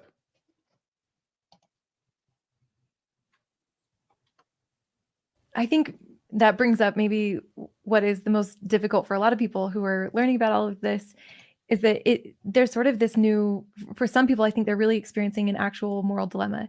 Yeah. And maybe they really do believe in the law of the tithe and that this is a commandment from God and it brings blessings, and you want genuinely to obey this law. And at the same time, this is a human and a divine institution. And if we were handing over our 10% to God, that wouldn't be a question, but it gets complicated when you have imperfect, fallible leaders who are really good people, but fallible because they're human, deciding where those funds go. And I think for some people, they're experiencing this real crisis of conscience and trying to decide, is it ethically wrong for me to give my 10% to something that some people are calling a hoard? Like, this is a big sacrifice for a single family, but like, is anyone really going to feel the benefit of this 10%? And would it be more beneficial to give this to a literally hungry child who's suffering today? With, would that be better? Would God prefer that that's where we put our 10%? And can I tithe that way? So I don't know. What do you think? Like, how do you reconcile, or I guess not, it's more of just a wrestle. Like, how do you feel like this is something that as individuals we have to kind of figure out in the church? Yeah. So that's an interesting question. And I think actually it's going to be mostly Latter-day Saints in the United States or other developed countries who experience it, but in particular the United States, and I'll say why. We get to deduct, well, depending on our taxes and whether or not we do a standard or itemized deduction, we get to deduct donations from our taxes, all donations to charity. And so I think culturally in the United States, we see tithing as the same as a donation to an organization that does good in the world. Yeah. I wouldn't expect that you'd see that in a lot of other parts of the world. Really? If you look at people who are faithfully paying tithing in other parts of the world, they have a different rationale. It's not, I'm giving this money to do good for the person who needs it. Their rationale is, I'm paying tithing because it's a way to give it back to God as a form of gratitude and worship. So I'm not sure why he's drawing a distinction by these rationales. I don't think they're necessarily legitimate anyway, because I know when I was paying tithing in the church, it was under the same rationale that he says is not US centric. It's that God gave me everything I have and he asked for 10% back, and that's why I would pay 10% back. I think that's largely why members everywhere, including in the United States, give and pay tithing. So I don't think there's a sharp distinction. And I'm not sure why he goes there really, because I'm not sure that's really addressing the question at the heart of the issue. What do you think, Spencer? Yeah, I agree. I've never heard of this argument before anyway. It's an interesting argument. I would love to see data that would suggest that people who are donating to churches outside of the United States see it as less of a charitable act than people within the United States, is what he's arguing. And the reason that he's making this argument is he's basically throwing the Constitution and the IRS under the bus, saying that, well, it's the problem is that the church has this tax exempt status and you're getting a tax deduction. And so I don't know if he's trying to make an argument for taxing the churches. I'm all for it. So if he wants to make that argument and he wants to say that, this is the downside of, this is the cultural output of having churches be given a tax exemption and for our donations to churches being tax exempt, then I guess, sure, yeah, I'm all for that. Thank you. Let's start the petition. If I'm following his argument, and I'm trying to actually follow it, it's almost as if he is saying that members of the church in the United States, they think that when they're paying tithing, it's going to humanitarian aid. It's going to a charitable purpose. And so they're the poor saps who are being fooled by this, because really it isn't. It's just going into a hoard and a stockpile. So I'm not sure why he's bringing it up. It's like he's saying the people who are dumb enough to think that this is really going to charitable purposes are the ones who are at fault here. Yeah, I think Aubrey's real concern is not, where's the money going, or why, or my expectation about, it's not a problem with me. Her concern is that shouldn't the Church of Jesus Christ, if I want to follow Jesus, if I want to pay money to Jesus to show my devotion to him, shouldn't I give it to an organization that is doing something that I would expect Jesus would approve of? And so her real concern is with what the church is doing with the money. He's saying, well, maybe your expectation shouldn't be there. Maybe your expectation should just be that this is a fee to be a member of the church. It's the fee to get into the celestial kingdom. And I just want to add, so in developing countries, we already know they're not given the same narrative of church history, of church doctrine. They have a different book they use, different manuals they use. We already have evidence that they go into these countries and manipulate the people into thinking it's a poor church. Number one. Number two, here in this country, in America, and other developed countries like England and Denmark, or wherever the church is in developed countries, it has what it calls a bishop storehouse. Person comes in, they're having a hard time. Bishop sits down, and however long that person needs it, they get free groceries, they get assistance with their bills getting paid. In developing countries, it doesn't work that way. Because the church is able to leave those people hanging and not help them and not suffer the backlash for doing that, that's exactly what they do, to the point where Robert Rees and other good-natured Latter-day Saints have created a charity, which is, I forget what it's called today, but it used to be called the Liahona Foundation. And what they would do is go, look, the church does a great job with its bishop storehouse and bill assistance pay from bishops to members in developed countries.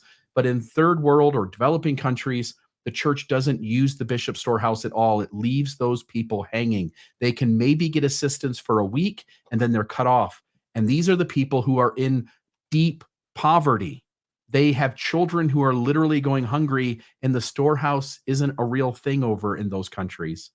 The church doesn't use its funds to help them in the same way it does folks here. And the folks who are not well off over there are much worse off than the folks who are not well off here. The church is not doing some great good in the world. It does some good, but it's such a small percentage drop in the bucket compared to the total money that they're bringing in. And I just want to note how much good, real good in the world, clean water, vaccines, healthcare, feed starving children. How much good in the world could you do with $265 billion? It's a hell of a lot. In this next clip, Aaron's going to talk about tithing as an act of faith. But interestingly, he's also going to talk about the fact that he's wealthy enough that he can also, on top of paying tithing, he can donate and does donate to various charities. The interesting part to me is that what he will tell us is that before he donates to charities, he does his due diligence and investigates the charity and makes sure that the money he's donating is going to actually help people on the other end. Do we have that clip ready? It's about a minute long. And so this is a way for me to exercise faith in God and gratitude and worship, is to say, hey, you gave me this 100%. I'm going to give you back 10% to do whatever you see fit to do with. In addition to that, I also make donations to other kinds of organizations. And my wife and I do that. We have regular charitable donations that come out of our bank account every month, organizations that we've chosen carefully because the nature of their impact, the data backing up the quality of their impact. And so we make sizable donations to charity on top of that. We're fortunate that we can. I wouldn't even presume to say that everybody should do that if they can't afford it financially. Did that have the clip in there where he talked about that? Unless it's the next one, that's where it cut off.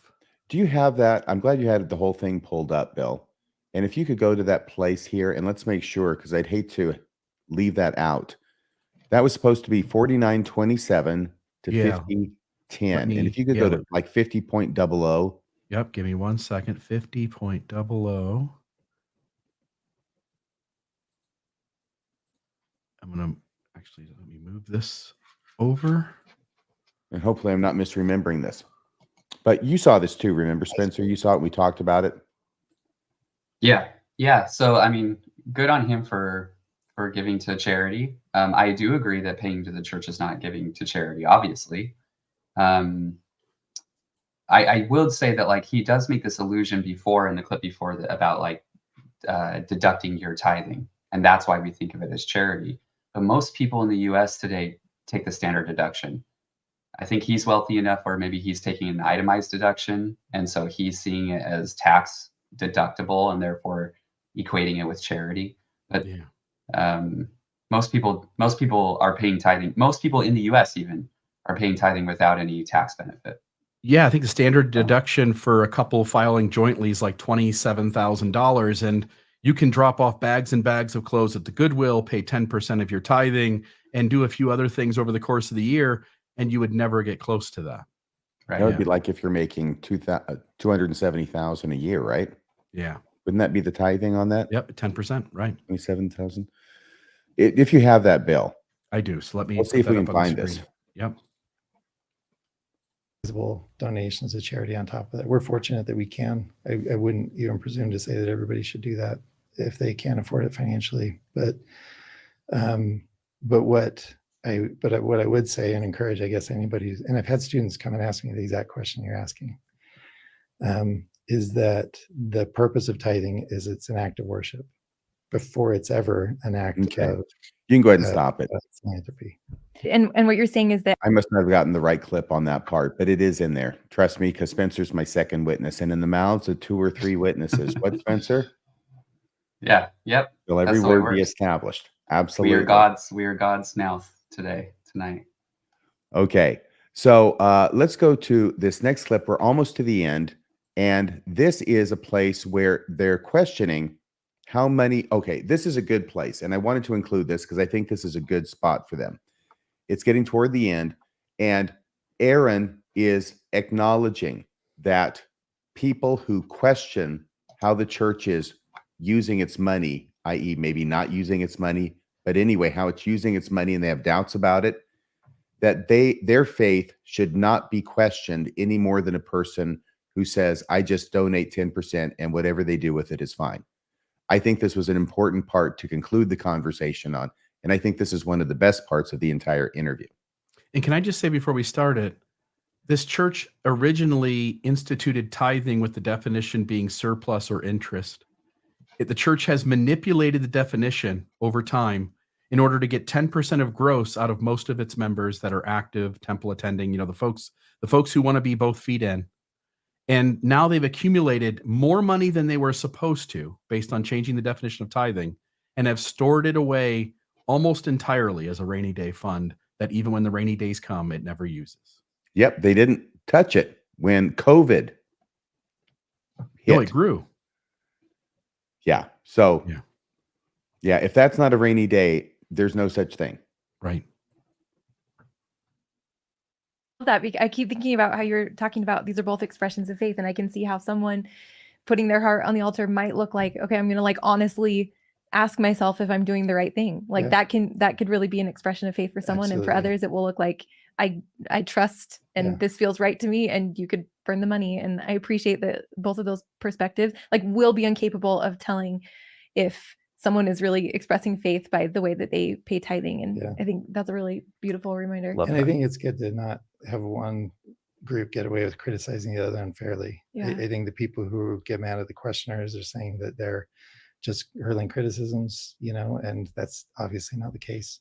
And the inverse is true. I mean, to criticize the people who are very just faithfully and simply saying, hey, I trust what the leaders are going to do with it.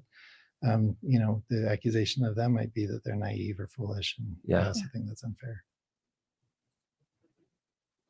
Any thoughts about that? I already said what I had to say at the beginning. Spencer? No, I agree. I mean, that was very gracious of them. It would be nice if, I would love to see more of that in the church, where that kind of attitude, where you don't have an orthodox perspective. I admire people like Jana Reese, who have chosen to give their tithing to other entities. And I'm sure that that's a very difficult decision, but I think it's a very faithful decision from their perspective. Like their faith isn't in the church. Their faith is in God. And from their perspective, they're following God by paying tithing to some other entity. And there are benefits to that too. I would add.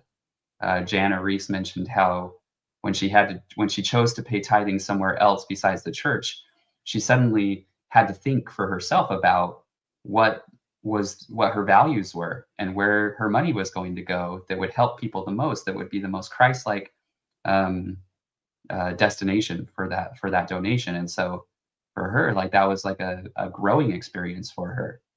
And so I'm happy that somebody that probably does pay tithing, has it taken straight out of their paycheck maybe, is willing to acknowledge that there's another way to see it. Bill? Yeah, just somebody noticed here. I mean, during COVID, they increased the monthly rate that families pay for their kids serving a mission. So while their rainy day fund grew another $20 billion, the amount that a kid pays to go on a mission went up $100 per month. And, again, we all understand cost of living goes up. There's inflation. Groceries cost a lot, totally. But recognize that that's within an institution who had surpassed inflation by significant amounts. They made more money than they lost through inflation. Like they did fine. And yet they put the burden on the families even greater. I think they put a hiatus on the increase during COVID, but the point is still the same. Yeah, I thought, and that's what I had remembered, is that they had announced it. There was backlash, and they said, okay, we won't do this right now. Is that right? They should have done a survey first and checked and seen what the people were going to say. I mean, they would have done it, except for the backlash, right? Because they said, okay, well, I guess this isn't a good idea to increase the rates. This last clip that we have, Aubrey, who's been my hero in the interview, now all of a sudden gets passed. It seems like she feels like the professor has answered her questions adequately. And now, so they start talking about how long it's going to be. And I think it's 30 years at present rates, that the church is going to end up with $1 trillion, right? And now it seems like Aubrey gets sucked into it and thinking, wow, $1 trillion. Imagine how much good we could do with $1 trillion. And when I say sucked into the trap, I mean the idea of always thinking that however much money you have, even $180 billion, right, is not enough to start doing good with. It's always going to be when you have more money. And that's part of the trap that people can fall into. I think that's the trap that she falls in. I'm not sure, but go ahead and watch the clip and you'll see what I'm talking about. I was watching the YouTube videos about what's the difference, like how big is a trillion versus a billion versus a million? Because it really is mind-boggling. They sound, but it's mind-blowing how much bigger a trillion is than 150 billion. Yeah. But also it's exciting because the restoration is still rolling forward, right? And we're part of this. And is this how our generation is going to continue building out what the restoration actually looks like? And so I wonder if you could just talk about, can you imagine what we could do with $1 trillion as a church? What kind of good in the world could we actually do? Whether that's partnering with people who are already doing good things or starting something new or continuing what we're doing, you know, Yeah. what could that vision look like for the next, Sure. what did you say, yeah, 25 about years? 25 years. Okay. So about 25 years. Any comments on that, Spencer? Is this the last one? Is that what you This said? is the last clip. Then we're going to go to that one page from the widow's mite, and then we'll be done. I mean, why not question what the church could do with $150 billion, right? So in the meantime, while the church is growing to $1 trillion, children are dying, people are starving, you know, vaccines are, you know, in poor areas are not being administered. There's all sorts of good that could be done in the meantime. And so why wait for 20 years? And then we expect that at that point, that's when all of God's love will be unleashed. And that's when suddenly all the good will be done. Do we have, I mean, it just seems a little bit Optimistic? too optimistic. With an devoid of the evidence that we have at hand. Yeah, with an accumulated wealth of $265 billion, the church chooses to spend like 1% of it on humanitarian aid. Where in the hell do you think that when they have $1 trillion, they're going to go, hey, all right, we got it. That's it. That's all we needed. Now we're going to spend 30% a year.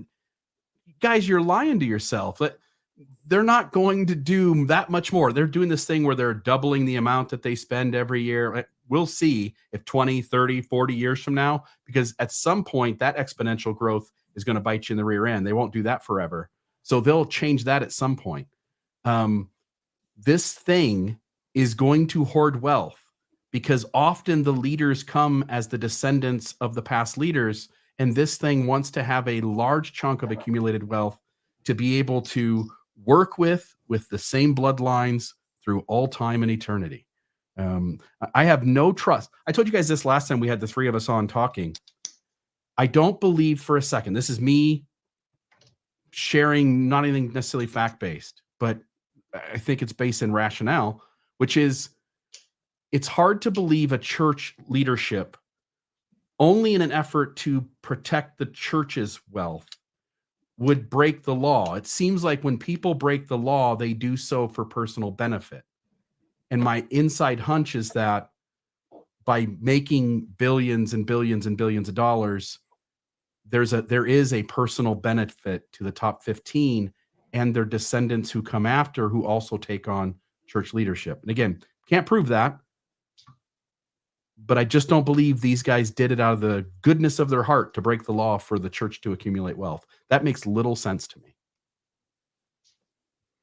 Okay. And speaking of this fact that now they're up to about $1 billion a year in humanitarian aid, we have a slide from a recently released Widow's Mite report. In fact, I think it's the most recent thing that they've released. It went up over this weekend. It's just going to be page 2 from it, because what it's going to show in graph form, and we're going to have Spencer explain it to us, is that from the point in time that the Widow's Mite started exposing how much money the church has, and the church has started taking criticism for it, that has coincided with a marked increase in the church's donations to humanitarian aid. Let me know when you have that, Bill. There you go. Spencer, can you explain this to us? Yeah. So first of all, to set the setting, like for a long time, the church was claiming that around 40 million had been given in humanitarian aid over 20 years or something like that. So it wasn't very much. It was like 40 million in over 2 decades. And so we think about, what that actually means for a huge organization like this. Well, in 2021, around 2021, when, all of this information started coming out, estimated charitable expenditures, which includes fast offering assistance, church welfare, things like that. Total expenditures went from 906 million to 1.36 billion, which might not seem like a huge increase, but in particular, faith blind aid. So what we would normally think of as humanitarian aid, it's given without regard to whether you're Mormon or not. It's not fast offerings. It's not Bishop's Storehouse. That's in the green graph at the bottom. It's in the green graph at the bottom. Since 2021, that has increased by about 5 times. It's doubled, and then it's more than doubled since then. And it includes, around 500 million in goods given and cash donations given in 2023. So $500 million. You might say, yes, from two things can be true at once. On one hand, it's still very, very little compared to what could be given. But on the other hand, the ramp up has been extraordinary compared to what it was 20 years earlier. And there's one event that happened that, in my mind, explains all of this, and that's that the church was forced to the transparency table by the whistleblower, and to some second effect, the widows might as well. And so this is what transparency does. This is the effect of transparency. We all know it. This is kind of the result of it. Is in 3 short years, humanitarian aid has increased by 5 times. So that's great. Good news, right? I mean, like, I don't care whether it comes from the church or whatever. Kids are being fed, blood is being donated, all of that stuff. So good. So thank you to David Nielsen. Thank you to the Widows Might people for the transparency that you have forced upon the church. Once again, it seems that the church needs to be shamed into doing the right thing. But I agree with you, Spencer. I'm just glad that they're doing the right thing regardless of the reason. And hopefully they will continue to do more of the right thing. Your thoughts, Bill? Yeah. There's no way to be rude about the fact that humanitarian aid has gone up to some degree exponentially over the last few years. I hope that pace continues, because they could afford to do a lot more. They have the money to do it, and just holding that money for some possible day, decades and decades, if not centuries into the future, not really knowing, again, we can pretend they're prophets, but not really knowing what the future holds. We could be on the back end of a world war. We could see economic collapses. We could see anything and everything. When you don't know what's coming, you absolutely should save enough to be able to have a rainy day fund, for sure. But you have so much money that you could do real tangible good in the world today. And I think there's a balance there. But as we pointed out, you are so egregious in one direction that you are missing out on an opportunity to really be a true and living church with which the Lord is well pleased. Thank you. So let's open the lines. We'll take a few phone calls here. We've been going for 2 hours, so let's try and keep it short here on the back end. I don't want to limit anybody's time, but go ahead and give us a call, especially if you have a question for Spencer Anderson or a comment that you'd like to make. The number is, there's a lot of 6s in it. There's a couple 7s and maybe a 2. Yeah, I think it's 662-667-6667 or 662 Mormons. Yeah, 662. There it is. Now I can read it. 662-667-6667 or 662 Mormons. Give us a call if you want to join the show. Bill's checking it out right now, seeing who's calling in. And we've got, I believe it's Edward. Edward, are you there? Yes, I'm here. You're on Mormonism Live. So first, I wish I had a question for Spencer, but he's done such a great job. I just want to say thank you for you and what the Widow Mites have done. And this is actually a big topic for me because of how I call it the corporation has behaved. But so I went to the church for I don't know, about 5 years. I never bought into it from the first time the elders talked to me and told me the story of how Middle East people came over here. I say, well, if you darken my skin, I might look like an ugly version of Robert Downey Jr. in Tropic Thunder, but I'm not going to look like a Native American. Like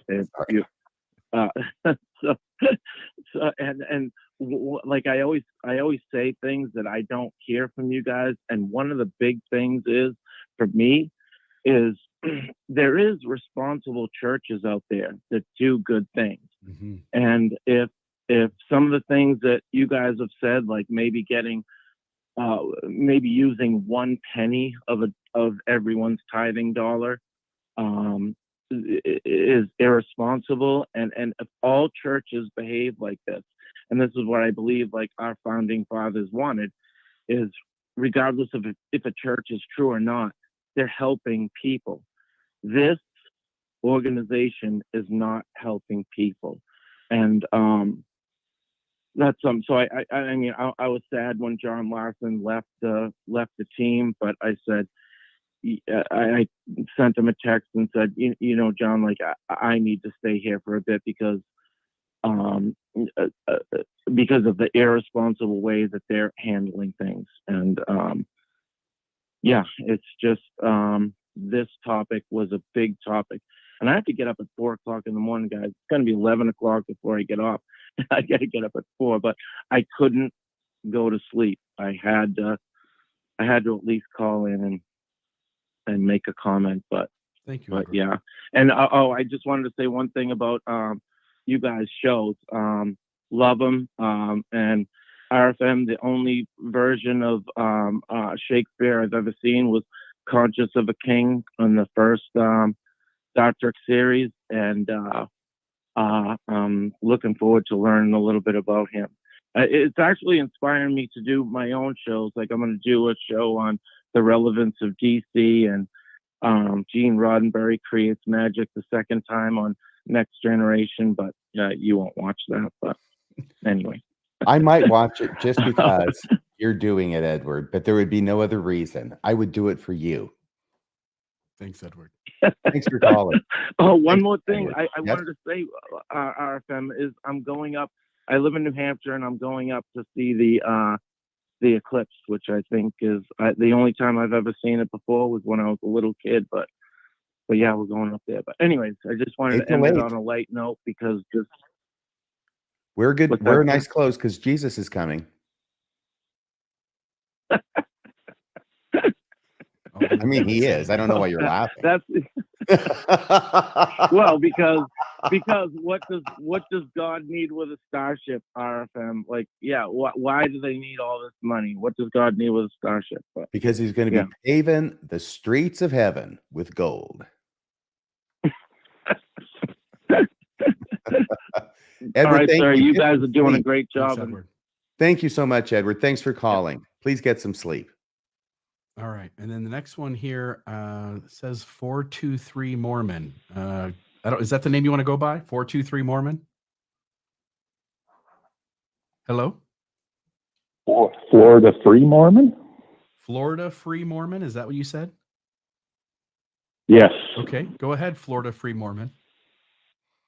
So I just wanted to bring up a few points in regard to the show tonight. So number one, in regard to engaging the attorneys, I really believe that, yeah, the church, had their motive, and I'm sure that they did reach out to their attorneys and ask for advice. And part of the advice probably was the setting up of these multiple LLCs in order for them to be able to stay under the threshold. However, one thing that needs to be brought up here is the money actually had to be transferred from Ensign Peak to the LLCs in order for that to work, and then also had to be separately managed, separate from Ensign Peak. And that's where it didn't happen. And my guess is the church did not follow the proposal that the attorneys may have presented to them. So that's item number one. And then with that, obviously they go out and they get these common name Mormon employees who they basically set up to sign fraudulent SEC forms, which I think is complete BS. And can't believe that the church would actually engage in that behavior. Then in regard to the SEC order itself, the church can put out all their press releases, the apologists can come on and give all their excuses, but that's all noise. The SEC order is actually a document that the church and the SEC agree to, and it cannot be disputed by law. And with that said, basically, the church is admitting to what is contained in the SEC order.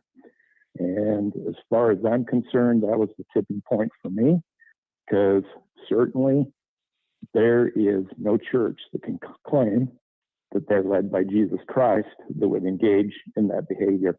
And certainly not the Jesus Christ that I was raised in the Mormon church to believe in, nor the Jesus Christ that I actually do believe in now. So I am very disappointed in this regard, and I have a very negative feeling right now in regard to any organized religion, and just I really feel that the Mormon church has failed a lot of people in regard to the actions that they've taken, and I think they have frauded a lot of people along the way. Thank you. Thank you very much for those I just comments. I will tell you, appreciate I all don't your know if guys' we. work. Sorry, go ahead. Go ahead. Nope, go ahead. I'm not sure if we captured it in the clips, but there's a place. Excuse me, I've got to clear my throat. Almost completely over what I've had. Anyway, it's either in one of the clips, or if you go back and watch that show at Faith Matters, there's a place where Aubrey says that when she heard about this, she's going, "This is not my church. This is not my church." And I want to say, Aubrey, that's the problem. This is your church. This is your church that did this. And of course, that's kind of what she means when she says, "This isn't my church."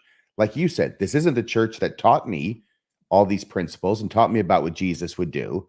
This isn't that church. No, this is some other organization that has actually now been revealed as doing what it does. And it's not the church we were trained and raised to believe the church is. That's true. This is what the church really is and what it tries to hide from its members that got exposed in the SEC order. No, Thank you, good point. Thank you. Thanks so much for calling. You bet. Yeah, Thank you. Mormons Free Florida, whatever your name is. Florida Mormons Free Free Mormon. Florida. On the verge of Okay, a Florida copyright Free Mormon. infringement. Okay.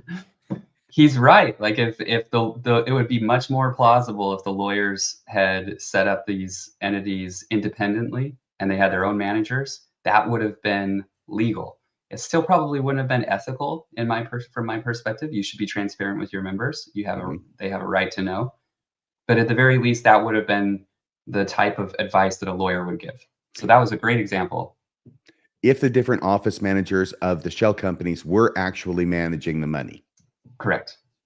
Yeah, and we didn't even get into that tonight, which was there were so many facets of this deception that talk about major planning and organization in order to carry it out, and deception on every level, picking people who didn't have a large social media presence, picking people with everyday names that you wouldn't be able to pick out among other names.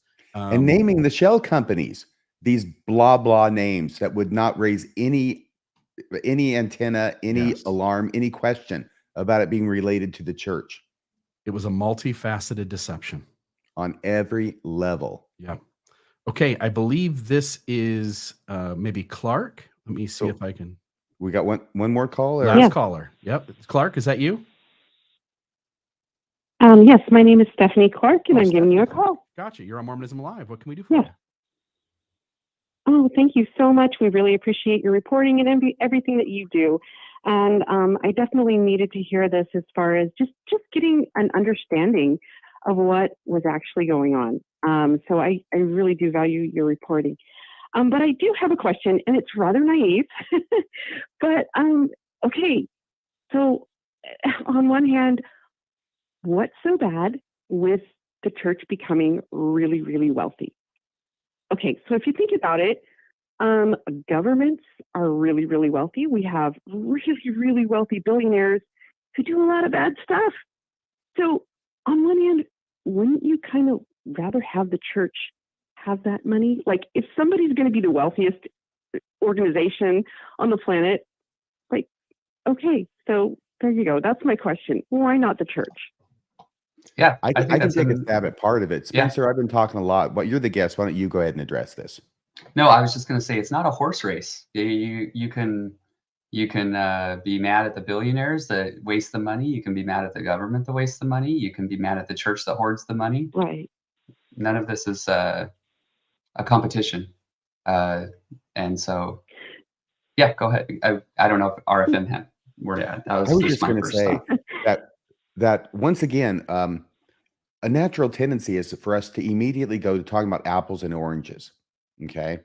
And there's only one orange in the world that claims to be the only true and living orange on the face of the earth. And that's the LDS church, Okay. which has Jesus Christ at the head and prophets, seers, and revelators who receive his will and implement it, right?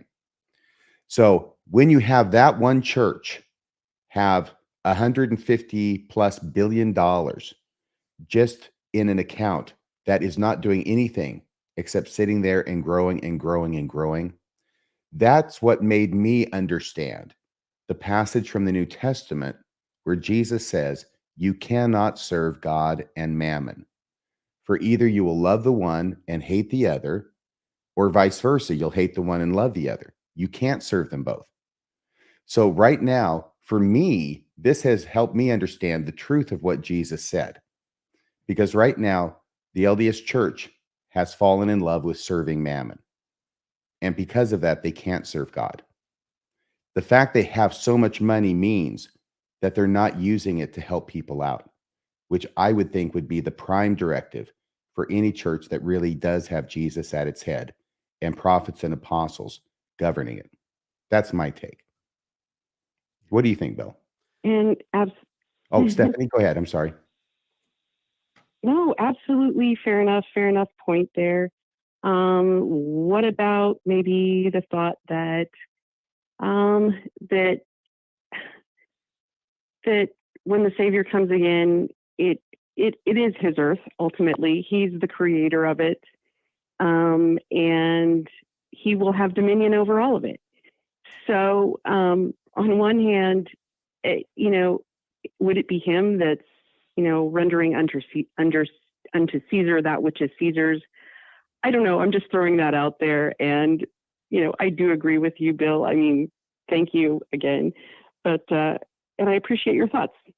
Hey, Stephanie, I would just say, yeah, I agree with you. When Jesus comes again, for those who believe in the second coming, and it's going to be April 8th, by the way, remember, April Fool's Day will be held on April 8th this year.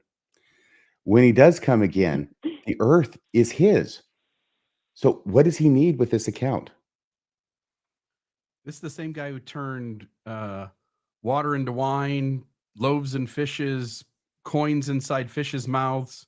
This is that guy, right? He can magically make money, make substance where there was none.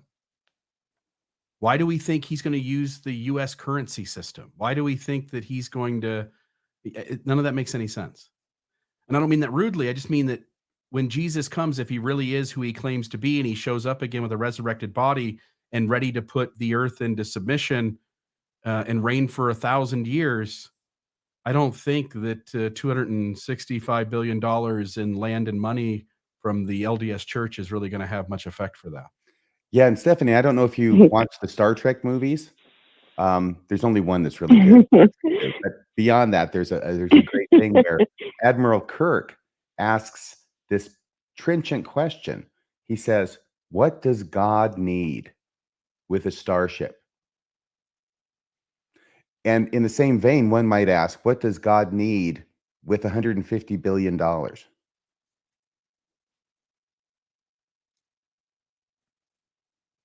So just a few different ways. I don't that know. look at it. Good question.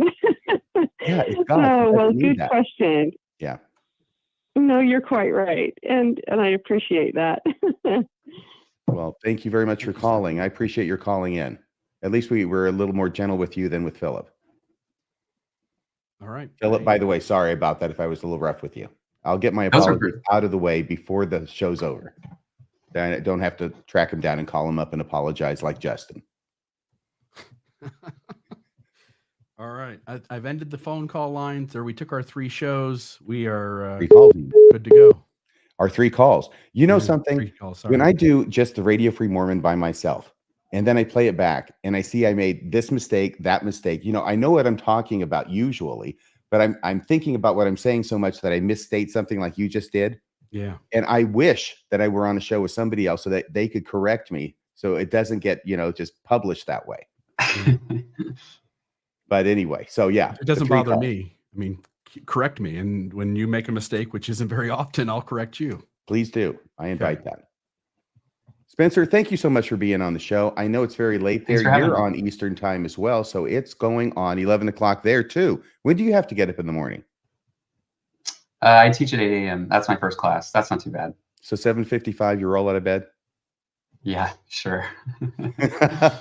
Thank you so much for staying up late with us. Really appreciate it. Really appreciate your insight and expertise.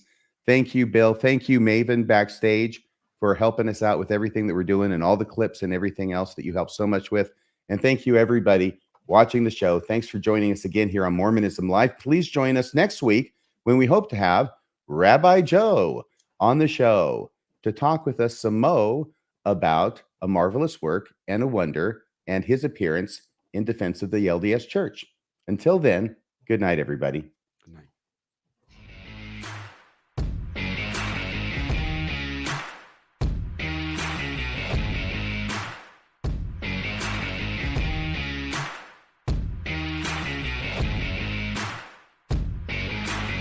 Mormonism Live. Better than touching your